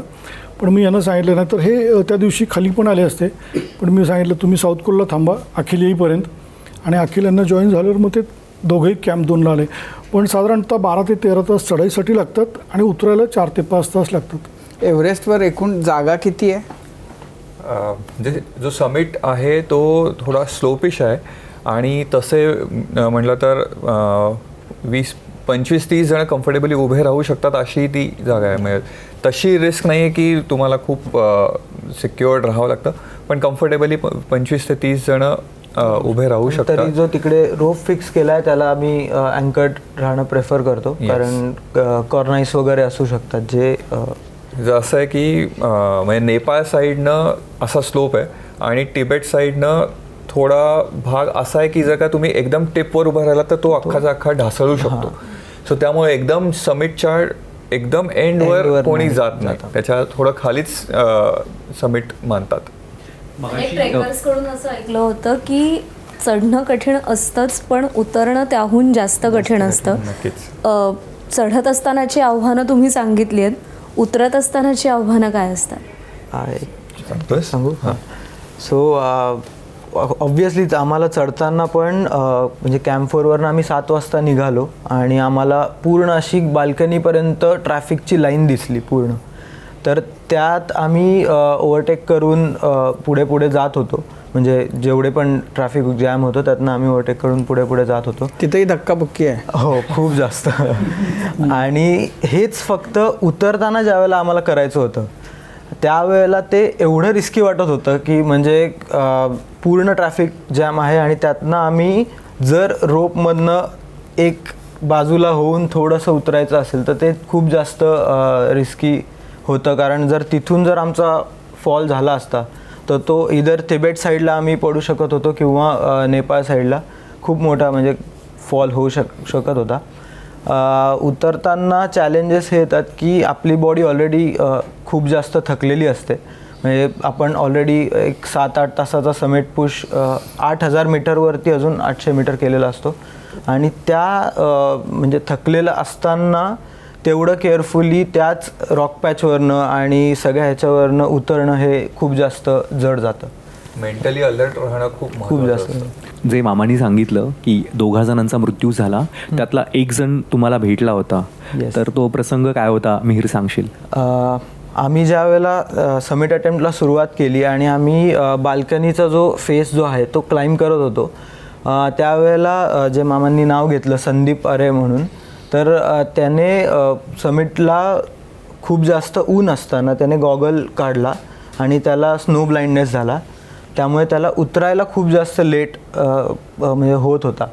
आणि जेव्हा आम्ही त्यांना का काढला असेल तो फोटोसाठी किंवा म्हणजे रिझन असं माहीत नाही. तसंही आणि अजून एक होतं की या उंचीवर गेल्यानंतर हेल्युसिनेशन होतं. म्हणजे माणूस विचार करायची ताकद हरवतो कारण ऑक्सिजनचा सपोर्ट कमी असतो आपल्याला आणि माणसाचे विचार आणि कुणी ग्लोव्ज काढतं, कुणी कपडे काढतं, कुणी गॉगल काढतं. अरे बाबा. असे प्रकार सुरू होतात. त्यावेळेस त्या शेर्पानी तो अनुभवी किती शेर्पा त्याच्याबरोबर त्याच्यावर सगळं अवलंबून असतं. त्यांनी जर दुर्लक्ष केलं असेल तर त्यावेळेस तो त्याचे जे UV रेज आहेत त्याच्यामुळे स्नो ब्लाइंडनेस झाला. आणि अक्षरशः यांनी मला आल्यावर जेव्हा सांगितलं जेव्हा शहारे आले होते की त्या अवस्थेत तो चालू शकत नाही म्हणल्यावर त्याचे जे शेर्पा होते ते निघून गेले आणि बाकी दुसऱ्या कंपनीच्या शेर्पानी त्याला खूप मुश्किलीने कॅम्प 2ला आणलं होतं. तर तो म्हणजे तो तिकडे खाली बसला होता आणि आम्ही त्यावेळेला समिट अटेम्प्ट करत होतो आणि तो जो दिसेल त्याला फक्त एवढंच म्हणत होता can you take me on your back. म्हणजे त्याला ते पण हे नव्हतं की मी चालू शकतो का किंवा मी तो असा फक्त तिकडे बसला होता आणि त्या शेर्पाने त्याला धरून ठेवला होता. असं एक सिच्युएशन होती. आणि तसंच ज्या वेळेला आम्ही समिट अटेम्प्ट करून कॅम्प 4ला आलो आणि कॅम्प 4वरनं आम्ही परतीचा प्रवास कॅम्प 2साठी सुरू केला. त्यावेळेला त्याला तिकडून खाली म्हणजे 7-8 शेर्पा त्याला खाली घेऊन जात होते आमच्या समोर. पण तिथे एवढं हतबल व्हायला होतं की आपण कोणी म्हणजे खरंच त्याचा जीव जात असेल तरी आपण अक्षरशः त्याला पाणी देण्याशिवाय काही करू शकत नाही. म्हणजे प्रज्ञाताई तुम्ही म्हटला तो प्रश्न खरंच आहे की मी यांना हेच सांगितलं होतं की तुम्ही 100% शिखरावर पोहोचणार आहात पण सगळ्यात काळजी उतरताना घ्या कारण आजपर्यंतचे जास्तीत जास्त मृत्यू डिसेंटमध्ये आलेत. जाताना एनर्जी लावतो गिर्यारोग त्याच्या पुढे गोल असतं आणि ते झाल्यावर तो शिथिल होतो आणि अगदी खूप मोठ्या मोठ्या गिर्यारोगांकडनं सिली मिस्टेक झाल्यात आणि त्यांचे मृत्यू एव्हरेस्टनी आणि अनेक ठिकाणी पाहिलेत गिर्यारोहणामध्ये. तो ही काळजी घेणं खूप गरजेचं असतं. त्यामुळे येताना खूप रिस्की असतं. बेस कॅम्पला जेव्हा सेफली परत येतात तेव्हाच ती मोहीम खऱ्या अर्थाने नीट होत नाही, पण आता तुम्ही जे सांगितलं वर गेल्यानंतर तिथं हॅल्युसिनेशन होतं, आणखीन काय या प्रकारचे धोके असतात? धोके म्हणजे अल्टिट्यूडला जेव्हा 8,000 मीटर तर डेड झोन यासाठी म्हणले की त्या ठिकाणी एक तर तुम्ही पूर्ण ऑक्सिजन तुम्हाला जो सप्लिमेंटरी ICUत पेशंट असतो तसा, त्यामुळं तुमच्यामध्ये एवढी ताकद नाही. आता काय होतं, आपल्या शरीरातले व्हायटल ऑर्गन्स प्रोलॅप्स व्हायला सुरुवात होतात सगळे एक एक एक एक एक एक आणि एक ठराविक वेळेत तुम्हाला डेड झोनमधून बाहेर पडणं गरजेचं असतं. 12 ते 14 तासात पल्मनरी ओडिमा किंवा सेलेब्रल म्हणजे फुफ्फुसांमध्ये किंवा मेंदूमध्ये पाणी होऊ शकतं. त्याचे सिम्पटम्स तुमच्या लक्षात आले की पहिले तुम्ही खाली उतरलं पाहिजे. आत्ता हे जे डेथ झालेत हे पूर्णपणे डिहायड्रेशन आणि ह्यांच्यामध्ये पल्मनरी डेव्हलप झालं. मग हे झाल्यानंतर काही उपचार तिथं होऊ शकत नाही असे प्रकार झाले तर, कारण एव्हरेस्टच्या शेवटच्या टप्प्यातून ताबडतोब रेस्क्यू करणं खूप कठीण आहे. मगाशी जे सांगितलं खूप खर्चिक आहेत, त्याचे मृतदेह खाली आणण्यासाठी $1,00,000 सांगितले शेर्पा एजन्सीने. 10 ते 12 शेर्पांना स्वतःचा जीव धोक्यात घालून तिथं जावं लागणार होतं ऑक्सिजन घेऊन, आणि मग नंतर 2 नंबर कॅम्पला आणल्यानंतर चॉपर त्याला घेऊन येणार होतं. असं सगळं नियोजन होतं, पण ते अशक्य होतं. आम्हीसुद्धा त्या एजन्सीला रिक्वेस्ट केली, त्याने $10,000 कमी केले फक्त, पण शेवटी त्यांच्या कुटुंबाने निर्णय घेतला की नाही यायचं. पण अशा प्रकारच्या जर फ्रॉस्टबाईट होऊ शकतं, आपल्या बॉडीतलं पाणी डिहायड्रेशन झाल्यानंतर कुणालाही ते होऊ शकतं की तुमच्या हातापायाची बोटं थंड पडून जर ते पण एक्सपोज झाली चुकून, घाम येतो शरीरामध्ये, तोही तसाच राहिला तर तोही फ्रीज होतो आतमध्ये आणि हिमदंश होतो. मग अशी मेरनी सांगितलं तसं स्नो ब्लाइंडनेस होऊ शकतो. आता माझा एक क्लाइंबर हे माझ्या संघात 4 होते, 4 जण चढाई करत होते. अखिल काटकर त्यांनी सबमिट केलं. निकुंज शाह जो सगळ्यात लहान होता, 24 वय होतं त्याचं, तो शेवटच्या पूसमध्ये जेव्हा कॅम्प 3 नंतर येलो बँडपाशी पोहोचला त्यावेळेस त्याचा कॉल आला, हे सगळे थांबले की त्याच्या छातीमध्ये दुखतं आहे. नशिबाने आमच्यापाशीच डॉक्टर असल्यामुळे आम्ही ताबडतोब कॉन्टॅक्ट केला आणि आमच्या डॉक्टरनी त्याला विचारले की काय सिम्पटम्स आहेत, हात दुखतोय का, मानेत चमक येते का, तर बाकी काही नाही, फक्त छातीच्या वरच्या भागात दुखतं असं म्हणत होतं. त्याला आधी आम्ही सुरुवातीला 400 mgची बुरफेन देऊन टाकून, डॉक्टर माहिती एवढं कष्ट केलेत, ह्याला मला म्हटलं पेन किलर देऊन मामा जाऊ देत. त्याला 1 दिवस पेन किलर देऊन आम्ही वरती पाठवलं. पण दुसऱ्या दिवशी परत दुखतंय म्हणल्यावर परत विचारलं, सिम्पटम्स काय नव्हते पण दुखत होतं हेवी. 400च्या ऐवजी 800 mg बुरफेन दिली. पण 1 तासाने जेव्हा परत म्हटलं की आता मला दम लागतो, तेव्हा डॉक्टर म्हणले आता थांबा. एका ठिकाणी त्याला थांबवलं, 7,600 मीटरला जो तेव्हा थांबला, त्याला विचारलं की चालताना दम लागतो आहे का, 10 मिनटं बस आणि परत सांग काय होतं. 10 मिनटांनी पण म्हटलं नाही, थोडं ब्रिदिंगला प्रॉब्लेम आहे. डॉक्टर मला म्हणाले मामा अभी प्रॉब्लम जो है वो पल्मनरी का सिम्टम्स मुझे दिखाई दे रहा है, अभी आप डिसाइड मेरे तरफ से तो ना है आगे जाणं. आणि ते खरं होतं. 300 मीटर नंतर ही टीम साऊथ कोलमध्ये पोहोचणार होती डेड झोनमध्ये, आणि तिथे गेल्यावर जर निकुंजला काय झालं असतं तर आम्ही काय करू शकतो. मग त्याला सांगितलं तू खाली लागेल. त्याला खूप वाईट वाटलं, पण त्याने ते ॲक्सेप्ट केलं. तो खाली कॅम्प 2ला आला आणि ही टीम पुढे गेली. जेव्हा तुम्ही वर गेला म्हणजे ॲक्च्युअल, तेव्हा तुम्हाला काही त्रास झाला? नाही, आम्ही तिघंही खूपच, इनफॅक्ट आम्ही चौघंही खूपच छान फिजिकल फिटनेसची आमची खूप छान तयारी झाली होती. त्यामुळे कुठल्याच बाबतीत आम्हाला तिघांनाही कुठलाही त्रास झाला नाही. आणि मामा जसं म्हटलं तसं आम्ही वेळेच्या खूप आधी सेफली सबमिट करून कॅम्पवर लागलो. पण असं डोक्यामध्ये की हे होऊ शकतं तर हे होऊ द्यायचं नाही, तर अशा कोणत्या गोष्टी होत्या ज्या? सो 2019मध्ये एक नेपाळ रिजनमध्येच एक माउंट अमादबलम नावाचं शिखर आहे, 6,800 मीटर उंचीचं. तर ते क्लाइंब करून खाली येत असताना माझ्या हाताला फ्रॉस्ट बाईटची इंजुरी झाली होती. आणि ती मेमरी माझ्या डोक्यात होती, म्हणजे पुन्हा एकदा एव्हरेस्टला जायचं आणि आता 8,000 मीटरच्या वर जायचं. त्यामुळे ही भीती माझ्या डोक्यात होती की पुन्हा तेवढंच किंवा त्याहीपेक्षा जास्त थंडी, वारा यांना फेस करायचं आहे, ऑक्सिजन कमी असणार आहे. तर ही भीती माझ्या डोक्यात होती. परंतु आम्ही प्रिकॉशन्स पण खूप व्यवस्थित घेतल्या होत्या. सगळेजण खूप छान हायड्रेटेड होते. खायला जात नव्हतं, पण तरी आम्ही फोर्सफुली जे मील्स होते ते वेळेत त्या वेळेत घेत होतो. कारण जनरली त्या ॲल्टिट्यूडला नॉशिया येत असतो, खाणं जात नाही, पण तरी आम्ही फोर्सफुली खाल्लं, कारण एनर्जी गरजेची असते समिट पुशला जायला. हायड्रेटेड ठेवलं होतं स्वतःला. शिवाय गरम पाण्याच्या छोट्या छोट्या बॉटल्स देखील आम्ही आमच्या डाऊन सूट जो असतो त्याच्या आतमध्ये ठेवल्या होत्या की इन केस जेव्हा गरज पडेल तेव्हा आम्ही पाणी पिऊ शकू. सो या सगळ्या प्रिकॉशन्समुळे क्लोदिंगही आमचं खूप चांगल्या पद्धतीचं होतं. सप्लिमेंटल ऑक्सिजन्स पण ॲडिक्वेट होते. मामांनी additional backup in case of emergency असावेत म्हणून ॲडिशनल ऑक्सिजन सिलेंडर्स एन्श्योर केले होते की ते कॅम्प 4ला पोहोचलेले असतील. सो अशा सगळ्या पद्धतीनं कुठलेही प्रॉब्लेम जर का अराईज झाले तर त्याला कसं टॅकल करता येईल याची आमची प्रिकॉशन्स होते. या सगळ्याचं समिट पुशला जाताना साधारण 8 ते 10 किलो तर सामान असतंच आपल्याबरोबर. म्हणजे बुटापासून हेल्मेटपर्यंत जे काही इक्विपमेंट आहे त्याचंच वजन 10-12 किलो आणि पाठीवरचं ऑक्सिजन ऑक्सिजन 4.5 cylinder. किलो असं 15. म्हणून तुम्ही जर पाहिलं असेल तर फिल्ममध्ये की 4 पावलं टाकले की थांबतात, कारण दम लागत असतो. एवढं वजन घेऊन ते अल्टिट्यूडला चढायचं. पण याच्यामध्ये बॉडी किती कव्हर असते? संपूर्ण बॉडी कव्हर होते. पण मग जेव्हा खायचा प्रसंग येतो खरं सांगू का, समिट पुशला निघालो काही खातच नाही. म्हणजे 12, 15, 16 तास काहीच खात नाहीत. बरोबर असतं पण खाल्लं जात नाही. पण असं की आता तुम्ही म्हणालात की ते डिहायड्रेशनचा धोका आहे. पाणी गरम कसं राहतं? थर्मास आहेत बरोबर Thermos दिले, carry करतात. थर्मास कॅरी करतात, छोटे थर्मास असतात. पण मग पिण्याचा प्रसंग आला तुमच्यावर आला होता? हो पिताना तसं ऑक्सिजन मास्क काढून तुम्हाला ते प्यावं लागतं पटकन आणि परत ऑक्सिजन तो किती म्हणजे किती वेळामध्ये ते करावं लागतं? 5-10 मिनिटं काही होत असं काही नाही. 5-10 मिनिटं काही होत नाही. अच्छा. तो 5-10 मिनिटं मास्क काढला तर काही होत नाही. परत मास्क लावता येतो पाणी पिलं की. उमेश, पिण्यासाठी तर गरम पाणी तुम्ही सांगितलं, पण खाणं प्रत्येक कॅम्पनुसार कसं बदलतं? बेस कॅम्पला तर आपण जे खातो नॉर्मल ते सगळं तिथं आमच्यासाठी होत असतं. वरच्या हायर कॅम्पसाठी कॅम्प 1, 2, 3ला जे आहे, कारण तिथं वरती जे बनवायचं आहे त्यासाठी छोटे बिटन गॅस असतात आणि कमी वेळेमध्ये रेडी टू ईट अशा प्रकारचं हल्ली खूप आता व्हरायटी निघाली आहे, तेच खाणं जातं. पण प्रामुख्याने जास्त जे जातं ते सूप जातं, लिक्विड जास्त जातं. सूप, चहा, बिस्किट, मॅगी अशा प्रकारचं जास्त जातं. इन्स्टंट कधी बिर्याणी किंवा इन्स्टंट उपमा करून नेलेला असतो. आणि अजून एक या मुलांनी मी आवर्जून सांगितलं, यांनी केलं पण स्थानिक शेर्पा आम्ही पाहतो काय खातात. साऊथ कोरियाला सुद्धा शेवटच्या टप्प्यात 8,000 मीटर तर ते चंपा नावाचं तिथलं एक लोकल सत्तूचं पीठ असतं, तसं पिठाचा प्रकार आहे आणि त्यातनं खूप एनर्जी मिळते आणि गरम पण राहतं. तर ते खातात पोरिश करून, त्याचं थोडंसं पाणी गरम टाकून ते खातात. ह्यांनाही मी सांगितलं, त्यांना खाली पहिल्यापासूनही ते खात होते, म्हणजे ती टेस्ट त्यांची डेव्हलप झाली. या मुलांनी साऊथ कोरियामध्ये ते खाल्लं. तर जास्तीत जास्त लिक्विड आणि जे काही हार्ड खाता येईल तेवढं. काही खजूर पण आम्ही मुद्दाम बरोबर ठेवले होते, त्याच्यातून पण इन्स्टंट, कारण खूप मोठ्या प्रमाणात कॅलरीज बर्न होतात आणि तुम्हाला इनटेक लागत असतो तर ते खातात. पण खरं प्रामाणिकपणे सांगायचं तर शेवटचे 3-4 दिवस तहानभूक आपण म्हणतो विसरून सगळं चाललेलं असतं, तसं सगळं चाललेलं असतं. जे मिळेल ते खायचं, पण समिट करतं अशी तर अडचणायचं.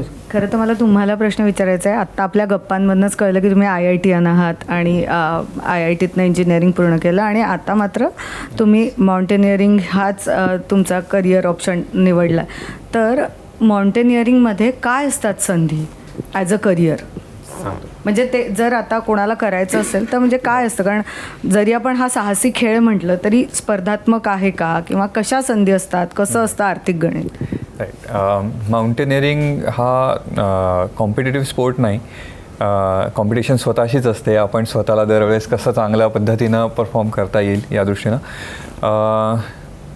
करिअर संधीच्या दृष्टीनं बोलायचं झालं तर मी जेव्हा या स्पोर्टमध्ये 2013 साली आलो तेव्हा नुकतेच मामांच्या नेतृत्वाखाली गिरीप्रेमीची माउंटेनिअरिंग इन्स्टिट्यूट सुरू झाली होती आणि तिथे मी आणि माझे कलिग भूषण हर्षे आम्ही दोघांनी सुरुवात केली होती. पण जसं जसं काळ बदलत गेला, जसं जसं गिरीप्रेमीच्या नवीन नवीन मोहिमा होत गेल्या,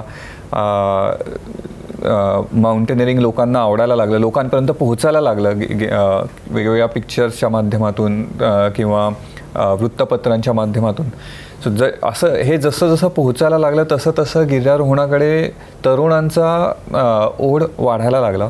वेगवेगळ्या ट्रेनिंग कोर्सेस कंप्लीट करून लोकांना सुरुवातीला फ्रीलान्स इन्स्ट्रक्टर्स, फ्रीलान्स ट्रेक लीडर म्हणून संधी उपलब्ध व्हायला लागल्या.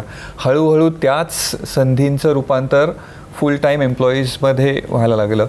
आता मग अशी मामांनी सांगितलंच की आम्ही दोघं सुरुवातीला होतो, पण आता आमच्या गिरीप्रेमीच्या टीममध्ये पूर्ण वेळ काम करणारे जवळजवळ 30 एम्प्लॉईज आहेत जे फुल टाईम माउंटेनिअरिंगमध्ये करिअर करत आहेत. याच व्यतिरिक्त 150हून अधिक गिर्यारोहक आहेत जे फ्रीलान्स इन्स्ट्रक्टर्स म्हणून काम करत आहेत. तर या संधी तर आहेत. त्याचबरोबर या क्षेत्रामध्ये स्वतःची कंपनी, ॲडव्हेंचर कंपनी सुरू करणे म्हणा, कीनोट स्पीकर म्हणून काम करणे आहे, त्याचबरोबर ऑन्टरप्रिनरशिपमध्ये संधी आहेत. गिर्यारोहणाची उपकरणं जी आहेत ती खूप एक्सपेन्सिव्ह आहेत, जी आम्हाला बाहेरच्या देशातून विकत घ्यावी लागतात. तर आता भारतामध्ये भारतीय रोप माउंटेनिअरिंगमध्ये जी लाईफलाईन म्हटलं जातं, माउंटेनिअरिंग रोप, हार्नेस, हेल्मेट, रक्सॅक्स, टेंट्स अशा सगळ्या गोष्टी मॅन्युफॅक्चर केल्या जातात. तर अशा दृष्टीनं मॅन्युफॅक्चरिंग आहे, ऑन्टरप्रिनरशिप आहे, अशा सगळ्याच दृष्टीनं ट्रेडिंग आहे, अशा सगळ्या सेक्टरमध्ये माउंटेनिअरिंग करिअरच्या संधी उपलब्ध करून देतात. सर, तुम्ही 2 रूट म्हटलात, एक नेपाळकडून आहे आणि एक तिबेटकडून आहे. तर या दोन्हीमधला फरक काय आहे, त्यातली आव्हानं काय आहेत, हा एक प्रश्न. आणि दुसरं, मार्क इंग्लिश यांचं मध्यंतरी पुस्तक वाचलं होतं, त्याच्यात त्यांनी उल्लेख केला होता समिट पॉईंटच्या अगदी अलीकडे एक ग्रीन बूट नावाचा खूपच भयानक प्रकार येतो. तर तो तुम्ही पाहिलात का? तुम्ही अर्थात दोघांनी, आणि तो काय आहे? नेपाळकडनं येतो, आपलं नॉर्थकडनं. मी मग सांगितलं तसंच आहे, 2 रूटने. तसं एव्हरेस्ट चढाई आत्तापर्यंत जवळजवळ 18 मार्गाने झालेली आहे, पण बाकीचे परत झाले नाहीत, अवघड आहेत. पॉप्युलर हे 2 रूट आहेत. नेपाळकडचा जो रूट आहे साऊथ कोलचा, तर त्याची वैशिष्ट्य म्हणजे त्या ठिकाणी 2 डेथ झोन आहेत. सुरुवातीचा खुंबो एसफॉल पण एक डेथ झोन आहे, आणि चॅलेंज वरती तर आहेच आहे, म्हणजे 8000 मीटरचं चॅलेंज दोन्ही बाजूनी आहे. नेपाळकडचा फायदा म्हणण्यापेक्षा नेपाळकडचा ॲडव्हान्टेज असा की त्या नेपाळमध्ये आज काहीच तुम्हाला जर झालं तर रेस्क्यूसाठी जी यंत्रणा आहे ती खूप सक्षम आहे. म्हणजे कॅम्प 2पर्यंत चॉपर येऊ शकतं. वॉकीटॉकी रेडिओचा वापर, वॉकीटॉकी बरोबरच तुम्हाला सॅटेलाईट फोनचा वापर मुक्तपणे करता येतो. तिबेटमधला जो रूट आहे तो आता तिबेट चायनाकडे आहे, तिथं खूप रिस्ट्रिक्शन्स आहेत. त्या ठिकाणी हेलिकॉप्टर बंदी आहे. म्हणजे जर तुम्हाला इमर्जन्सी आली, काही आजारला रेस्क्यू करायचं तर तुम्हाला त्याला मॅन्युअली कॅरी करायचं, आणि बाय रोड शिगातचे जे जवळचं गाव आहे तर 200 किलोमीटरपर्यंत घेऊन जायला लागतं. म्हणजे तो गोल्डन आवर्स जातात तिथं. त्यानंतर नॉर्थकडनं वारं प्रचंड आहे कायम. म्हणजे तिकडून जे फेस करायला लागतं गिर्यारोहण, ते खूप मोठ्या प्रमाणात तिकडे वारं होत असतं, आणि वाऱ्यामुळं चिलनेस, थंडी वाढती, तर कोल्डनेस तिकडे जास्त आहे. बाकी चढाईत दोन्हीकडनं चढाई शेवटी एव्हरेस्टवरतीच आहे. ती दोन्हीकडनं चॅलेंजिंग आहे असं मी कधीच म्हणणार नाही, की कारण भारतातनं सुरेंद्र चव्हाण आणि ऋषिकेश यादवची मोहीम ती तिबेटकडनं आली होती, ती चॅलेंजिंगच होती. दोन्हीकडचे चॅलेंज वेगवेगळे आहेत. म्हणजे प्रत्येक माउंटनवरती कुठल्याही बाजून गेलं तर चॅलेंज असं तसं सोपं कुठूनच नाही आहे. फक्त लॉजिस्टिक्ससाठी तिबेटकडनं सोपं असं आहे की एव्हरेस्टच्या बेसकॅम्पपर्यंत तुम्ही गाडीत बसून जाऊ शकता 15,000 फुटांपर्यंत. नेपाळमध्ये एव्हरेस्टच्या बेसकॅम्पला जाण्यासाठी 75 किलोमीटरचा ट्रेक करावा लागतो, 9 दिवस लागतात चालत जायला लागतं. ती भौगोलिक रचना तशी वेगळी आहे. तिबेटकडे तो असा सपाट झाला आहे, आणि इकडून पूर्ण डोंगर आहे. त्यामुळे दोन्हीकडचे चॅलेंजेस आहेत, पण जास्त या सगळ्या गोष्टींमुळं म्हणजे रेस्क्यूची फॅसिलिटी आहे, कनेक्टिव्हिटी चांगली आहे, त्यामुळं नेपाळकडनं चढाई जास्त केली जाते. आणि चायनाकडनं परमिट पण कमी देतात. चीनचं धोरण खूप ते काही कायमस्वरूपी नाही आहे एव्हरेस्टसाठी. त्यांना पाहिजे तेव्हा ते बंद करतात, पाहिजे तेवढीच परमिट देतात. तर एवढा फरक आहे त्याच्यामध्ये. तर दुसरा प्रश्न त्याच्यातला जो होता, ग्रीन बूट आमच्यापैकी नाही, सुरेंद्र चव्हाणनी ज्या मार्गाने चढाई केली तिथून पाहतात. तर तो ग्रीन बूटची अशी आहे की ज्यावेळेस त्या गिर्यारोहकाचा मृतदेह तिथं आहे, तर तो एव्हरेस्टवरती यापूर्वी अनेक ठिकाणी मृतदेह होते. आणि एव्हरेस्टवरती काय हिमालयात अनेक शिखरांवरती जेव्हा होतं, ज्या ठिकाणी खूप कठीण आहे तिथून ते काढता येणं शक्य नव्हतं. आणि कित्येक वर्ष ते काही खराबच होत नाहीत, कारण तिथं मायनस टेम्परेचर कायम तेवढंच आहे, -15च्या पुढंच टेम्परेचर आहे, 20च्या पुढंच आहे. त्यामुळं अशी एक ओळख झाली की आता ग्रीन बूट दिसला, तो मृतदेह तिथंच आहे, तो दिसला की शिखर माथाजवळ आला. धवलागिरी शिखरावर पण अशीच परिस्थिती आहे. लोत्से शिखरावरती पण शेवटची जी त्याची चढाई आहे, एक कूलर आहे, तिथं नेमकं कूलरमध्ये एका गिर्यारोहकाचा मृत्यू झाला आहे. तो काढणंच अशक्य आहे. आणि सगळ्यात महत्त्वाचं काय की ह्याच्यासाठी पण बरेच क्लिनिंग एक्सपेडिशन झाले. आता खूप कमी आहे प्रमाण, खूप अवघड ठिकाणचे काही मृतदेह मोजके आहेत पीकवरती. पण ह्याच्यात अजून एक आहे विषय की हे जे शेर्पा आमच्यावर असतात की ज्यांच्यामुळे या सगळ्या हिमालयन मोहीम ही खूप श्रद्धाळू आणि ही खूप अंधश्रद्धा किंवा विश्वास त्यांचा काही गोष्टींवर असतो. मृतदेहांच्या बाबतीत ते खूप सेन्सिटिव्ह आहेत. तर ते कधी मृतदेह ढकलून देणार नाहीत खाली, ते बांधून ठेवतील. आणि त्यांची खूप भावना असते की तो आत्मा तिथं आहे, त्यामुळं त्याच्या नादी लागायचं नाही, त्याचा रिस्पेक्ट करायचा. हे मी पाहिलं आहे खूप वर्ष. पण असे अजूनही किती साधारण असे खूप मृतदेह आहेत आता नॉर्थ कडनं 1-2 मृतदेह आहेत, आणि नेपाळच्या बाजूने एक 4-5 मृतदेह वरती आहेत, अशा ठिकाणी आहेत की ते काढणं अशक्य आहे. आत्ताही चढाई करताना साऊथ समिटच्या पाशी डावीकडे मृतदेह फोटोत आहे, तो खाली आहे. त्याचं म्हणजे अखिल मला म्हणायचं, मामा काय करू, मला असं सारखं वाटतं त्याच्या कवटीवर माझं हे लागेल का, असंच त्याला सारखं म्हणत यायचं. एकदम लागून आहे, म्हणजे रूटला एकदमच लागून. नाहीच होता. लोकसेमध्ये आशिष माने पण म्हणलं, म्हणजे कशा अवस्थेत आहे तो? बेसिकली रोप असते, रोपला क्लाइंबर्स अँकर करत जात असतात. सो तो जो क्लाइंबर जेव्हा गेला असेल, सो स्वतःला अँकर करून तिथेच राहिला असेल आणि तिथेच त्याचा प्राण गेला असेल. आणि मग नंतर त्यामुळे तो आहे तशा कपड्यात अँकर असतो. रोपला लटकलेला जुन्या रोप्सना बांधून अँकर्ड आहे ठेवतात, तिथे. बांधून ठेवतात. पण त्याच्यावेळी दिसतात पहिल्यांदा जाताना, त्यावेळी काय वाटतं? ॲक्च्युली तिकडे म्हणजे त्या परिस्थितीत त्या ह्याचा विचार येत नाही एवढा. म्हणजे तिथे एकतर आपल्यालाच खूप जास्त चॅलेंजेस फेस करायला लागत असतात. जसं की विवेक सरांनी सांगितलं की खूप जास्त विंड्स त्यावेळेला चालू होते आणि आम्ही बाजूच्या कॉर्नर्सवर असे अक्षरशः धडकत होतो सारखे. तर ते त्यावेळेला एवढं लक्षात येत नाही. पण नक्कीच म्हणजे त्याच्या बाजूने जाताना त्याच्यावर पाय नाही पडला पाहिजे एवढी म्हणजे कधीपासून आहे आणि कोणाचं आहे ते माहिती नाही. नाही आयडेंटिफाय होतं. म्हणजे आत्ताच या वर्षी आम्ही बेस कॅम्पला गेल्या सगळे आम्ही ग्लेशियरमध्ये टीम जाती प्रॅक्टिस करायला, तेव्हा सांगितलं अरे एक बॉडी आली.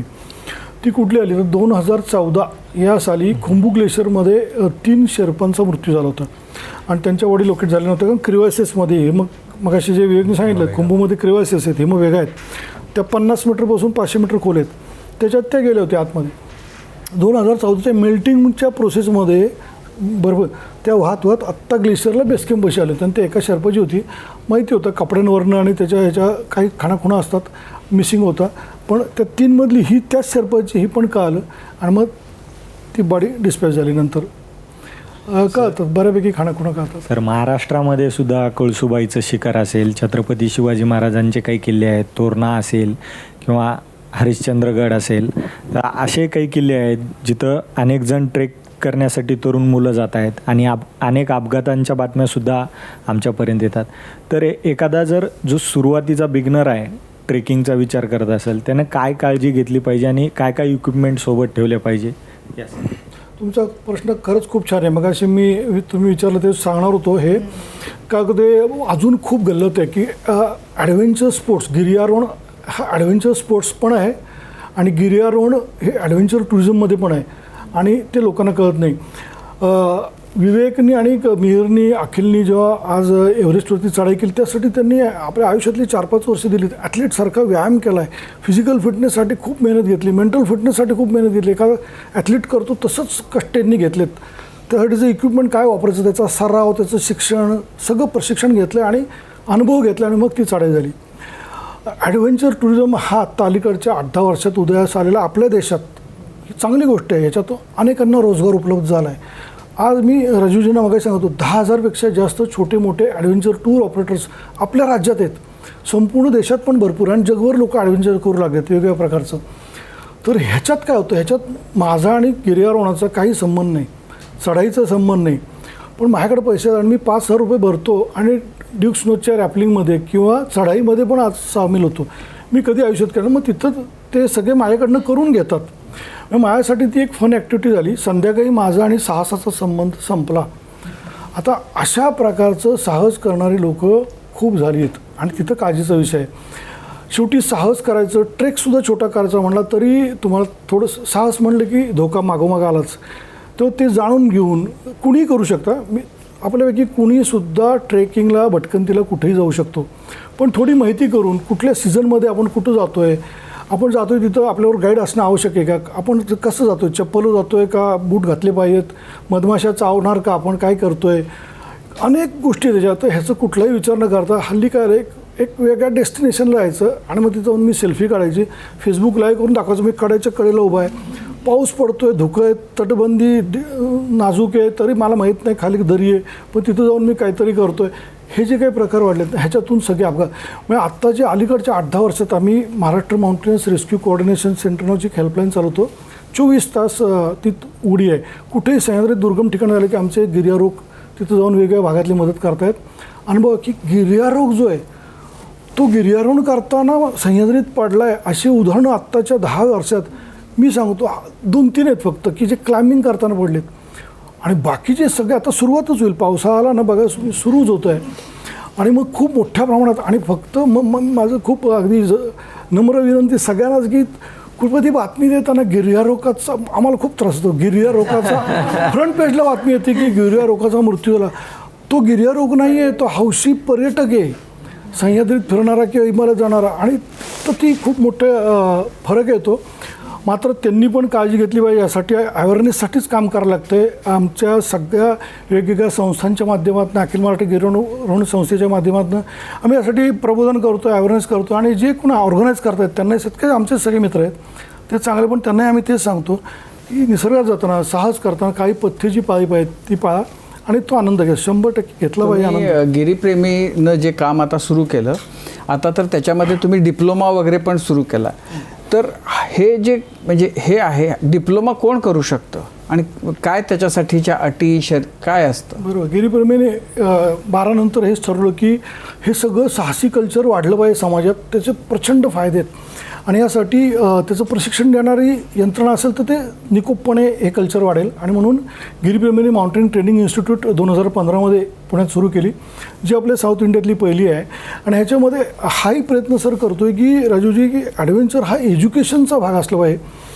आपल्याकडं जे काही शिक्षण पद्धती आहेत त्याच्यामुळे आपण सगळं शिकतो, खूप टक्के म्हणजे इतकी रेस आहे की 100पेक्षा जास्त मार्क मिळायला लागलेत, ऐकू येतं. 90% खाली कोणी बोलतच नाही आहे. आणि मोठेपणी हीच मुलं, हीच मुली, मग आपण पाहतो की छोटं अपयशसुद्धा पेलू शकत नाहीत, डिप्रेशन आहे, अगदी आत्महत्यापर्यंत जातो आहे आपण. मग हे का तर आपल्याला काही आपण साहसी गोष्टी करतच नाही. लहानपणी आम्ही ग्राउंडवर जायचो, खेळायचो, तर तशी प्रकारचे आज काहीच उपलब्ध नाही आहे. मग त्यासाठी वेगवेगळ्या प्रकारचे छोटे मोठे कोर्सेस, आणि त्यात पहिल्यांदा एज्युकेशनमध्ये diploma in mountaineering and adventure sports हा इन्स्टिट्यूटमधून सुरू झाला. सावित्रीबाई फुले पुणे विद्यापीठावरच तो सुरू केला. हा ऑनलाईन असल्यामुळं कुणीही त्याच्यामध्ये सहभाग घेऊ शकतो. 12वी ची जी शिक्षणाची मर्यादा होती ती ह्या वर्षी फक्त आता UGSCचे नियम बदलल्यामुळं तो आता ग्रॅज्युएशन झाल्यानंतर तो एलिजिबल आहे माणूस. 60 वर्ष वयापर्यंतची कुठलीही व्यक्ती या डिप्लोमामध्ये सहभाग घेऊ शकते. 4थी बॅच आत्ता आमची पूर्ण झाली आहे, आणि याच्यामध्ये ऑनलाईन विषय शिकवले जातात संध्याकाळी क्लासेस. आणि पहिल्या सेममध्ये 10 दिवसाचं प्रॅक्टिकल ट्रेनिंग सह्याद्रीतलं होतं, सिंहगड किंवा वेगवेगळ्या ठिकाणी. आता वाळणे मुळशीमध्ये आमची कॅम्पसाईट आहे तिथं होतं. आणि दुसऱ्या सेमिस्टरमध्ये 14 दिवसाचं हायल्टिट्यूडचं हिमालयातलं जे ट्रेनिंग आहे ते आपल्या भारतातली प्रीमियर ट्रेनिंग इन्स्टिट्यूट आहे, नेहरू इन्स्टिट्यूट ऑफ माउंटेनरिंग बरोबर आमचं टायप आहे, MOU साईन झालं, तिथं ते होतं. आणि मग त्या डिप्लोमामध्ये आम्ही पाहिलं की विद्यार्थ्यापासून ते IRS ऑफिसर, उद्योगपती, प्रोफेशनल, CA, डॉक्टर, अनेक प्रकारचे लोक यांनी तो डिप्लोमा केला आहे. आणि त्या डिप्लोमानंतर त्यांना ह्या विषयातलं भरपूर नॉलेज ते प्राप्त करू शकतात. सर, मला असा प्रश्न विचारायचा होता की एव्हरेस्ट चढण्यासाठी जे इनिशियल स्टेजमधली जी मुलं असतात ते त्या डायरेक्ट तर एव्हरेस्ट नाही चढू शकत, तर त्यांनी बेसिक असे किती ट्रेक केले पाहिजेत आणि किती वर्ष ट्रेकिंगचा एक्सपिरियन्स घेतला पाहिजे? अलीकडे काय आलं की माझ्याकडे पैसे आहेत म्हणून एव्हरेस्टला येणारं प्रमाण वाढलं आहे, आणि एव्हरेस्टच्या मृत्यूमध्ये पण ते एक मोठं कारण आहे. कारण एव्हरेस्टचं जे वलय आहे ते वेगळंच आहे. पण मी नक्की कायम सांगतो की ज्यांना एव्हरेस्ट नक्की ज्यांनी कोणी ठरलं आहे त्यांनी नक्की करावं ते, पण त्यासाठीची तयारी केली पाहिजे त्यांनी. त्यासाठी कठोर परिश्रम आहेत. एव्हरेस्ट सोपं नाही आहे, खूप चॅलेंजेस आहेत. आणि त्यासाठी यातलं जे प्रशिक्षण आहे, basic mountaineering, advance mountaineering courses, हे कोर्सेस तर केलेच पाहिजेत.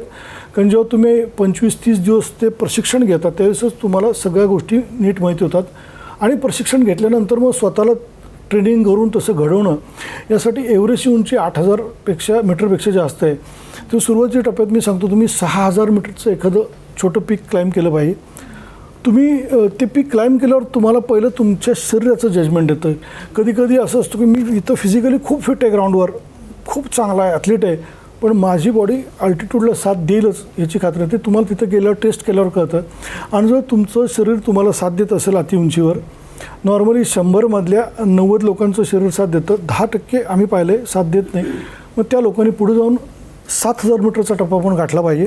आणि 7,000 मीटरवर तुम्ही कसं, तुम्हाला हा सगळा अनुभव घेतल्यानंतरच तुम्हाला जाणवतं की तुम्हाला पण समजलं पाहिजे ना की मला काहीतरी त्रास होतो आहे आणि हा धोकादायक आहे, आता मी खाली उतरलं पाहिजे किंवा मी जाऊ शकतो आहे, हे जजमेंट तुम्हाला आलं पाहिजे. शेर्पा जरी असलं तर मी काय म्हणत आहे, तुम्हाला ऑप्शन बदलता आलं पाहिजे.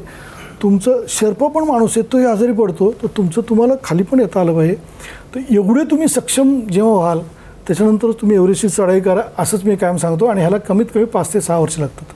तुम्ही असं म्हणालात की यांनी त्यांच्या आयुष्यातली 4 ते 5 वर्ष दिली एव्हरेस्ट चढायच्या आधी, तर ते 4 ते 5 वर्ष तुम्ही कशा पद्धतीनं स्वतःला तयार केलं, हा पहिला प्रश्न. आणि दुसरा प्रश्न असा की एव्हरेस्टवर जाण्याआधीचे तुम्ही आणि तिथे जाऊन आल्यानंतरचे तुम्ही, काय फरक जाणवतो? जसं आता मामांनी सांगितलं की एव्हरेस्टची चढाई ही सोपी नाही, कोणी उठून डायरेक्ट एव्हरेस्ट करू शकत नाही. तर या सगळ्या प्रवासामध्ये माझे ऑलरेडी काही ट्रेनिंग कोर्सेस झाले होते.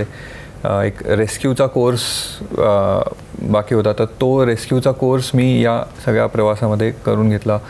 त्याचबरोबर या सगळ्या जर्नीमध्ये फिजिकल फिटनेस हा सगळ्यात महत्त्वाचा टप्पा असतो. तर फिजिकल फिटनेससाठी आम्ही आमचे इंडिव्हिज्युअल काही ट्रेनिंग सेशन्स असायचे.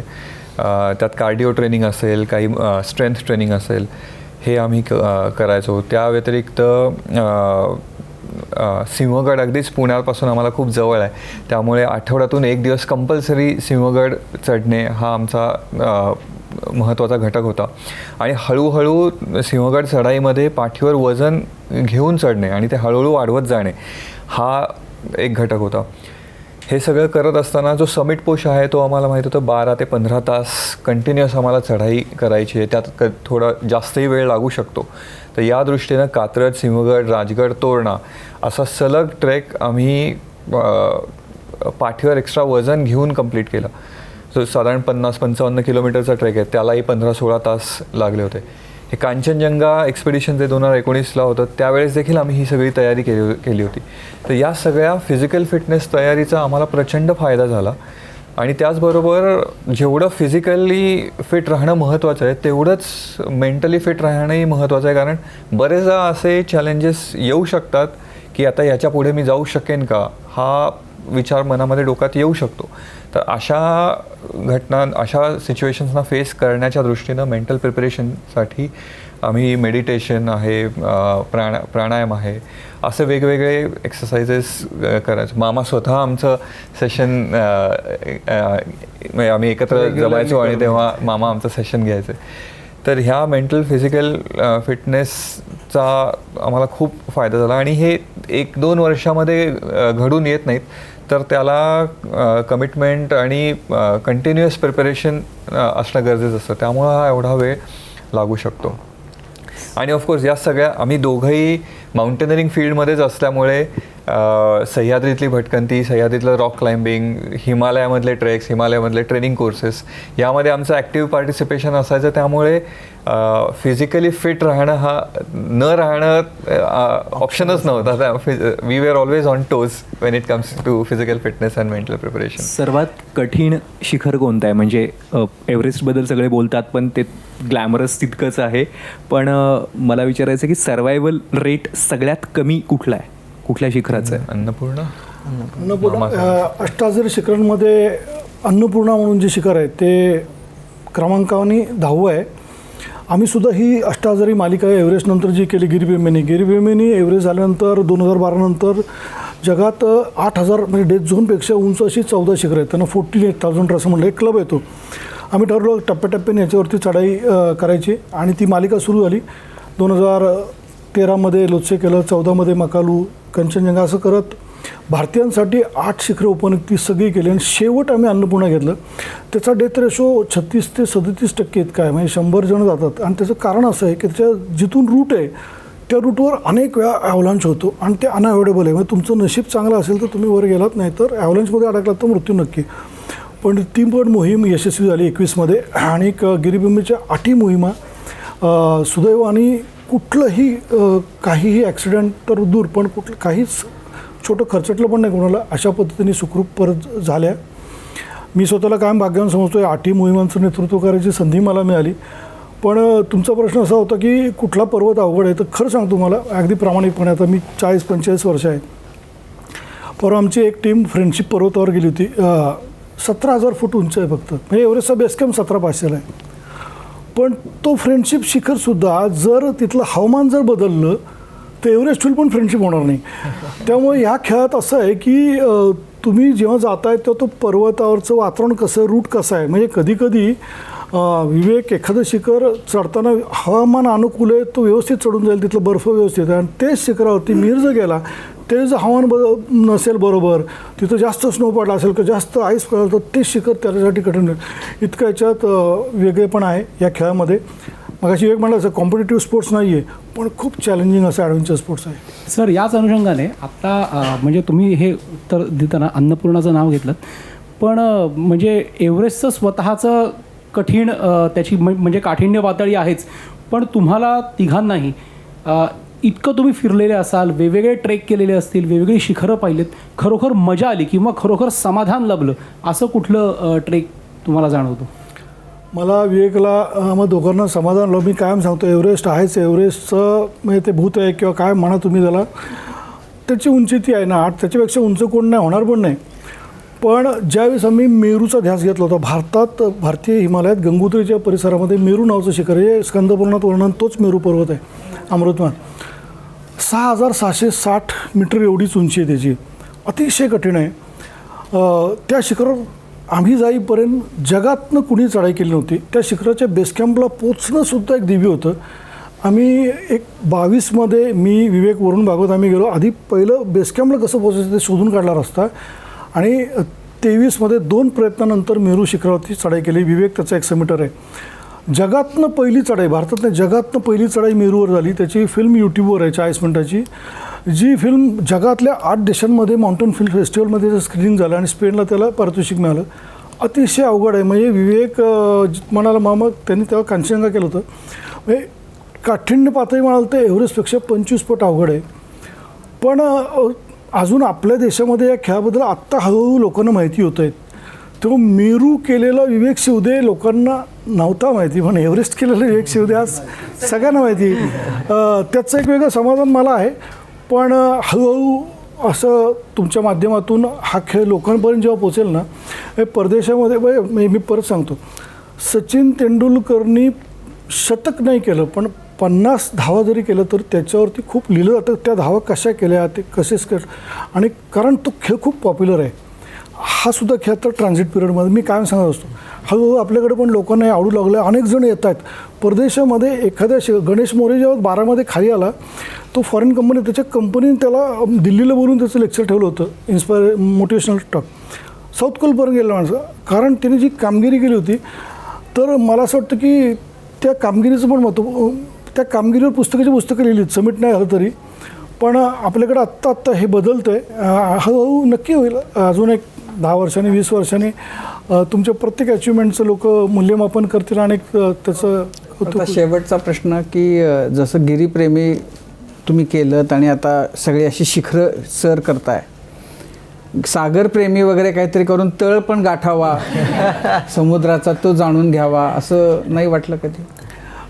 असं खरं वाटलं, म्हणजे खरंच नाही वाटलं. पण सागर तळ गाठायचा जो तळ जो आहे त्याचा अनुभव आम्ही एव्हरेस्टवरती किंवा हिमालयात अनेक ठिकाणी घेतो. कारण सगळ्या हिमालयाची उत्पत्ती जी झाली टायटॅनिक प्लेटपासून, तर त्याचा जो सगळा डोंगर आहे तो सगळा परिसर आहे तिथं सर येलो बँड जो आहे, शिंपले फॉसिल्स मिळत आहेत. तिथं जी माती आहे ती रेती समुद्राच्या, तिथं जी रेती आपल्याला किनाऱ्यावर आहे तीच रेती तिथं हिमालयात आहे. त्यामुळं असं नाही. पण फक्त तुमच्या याने मला एक सांगायचं होतं. एकदा एका कार्यक्रमात होतो, एक शाळा आहे पुण्यात, ओपन लर्निंग स्कूल आहे.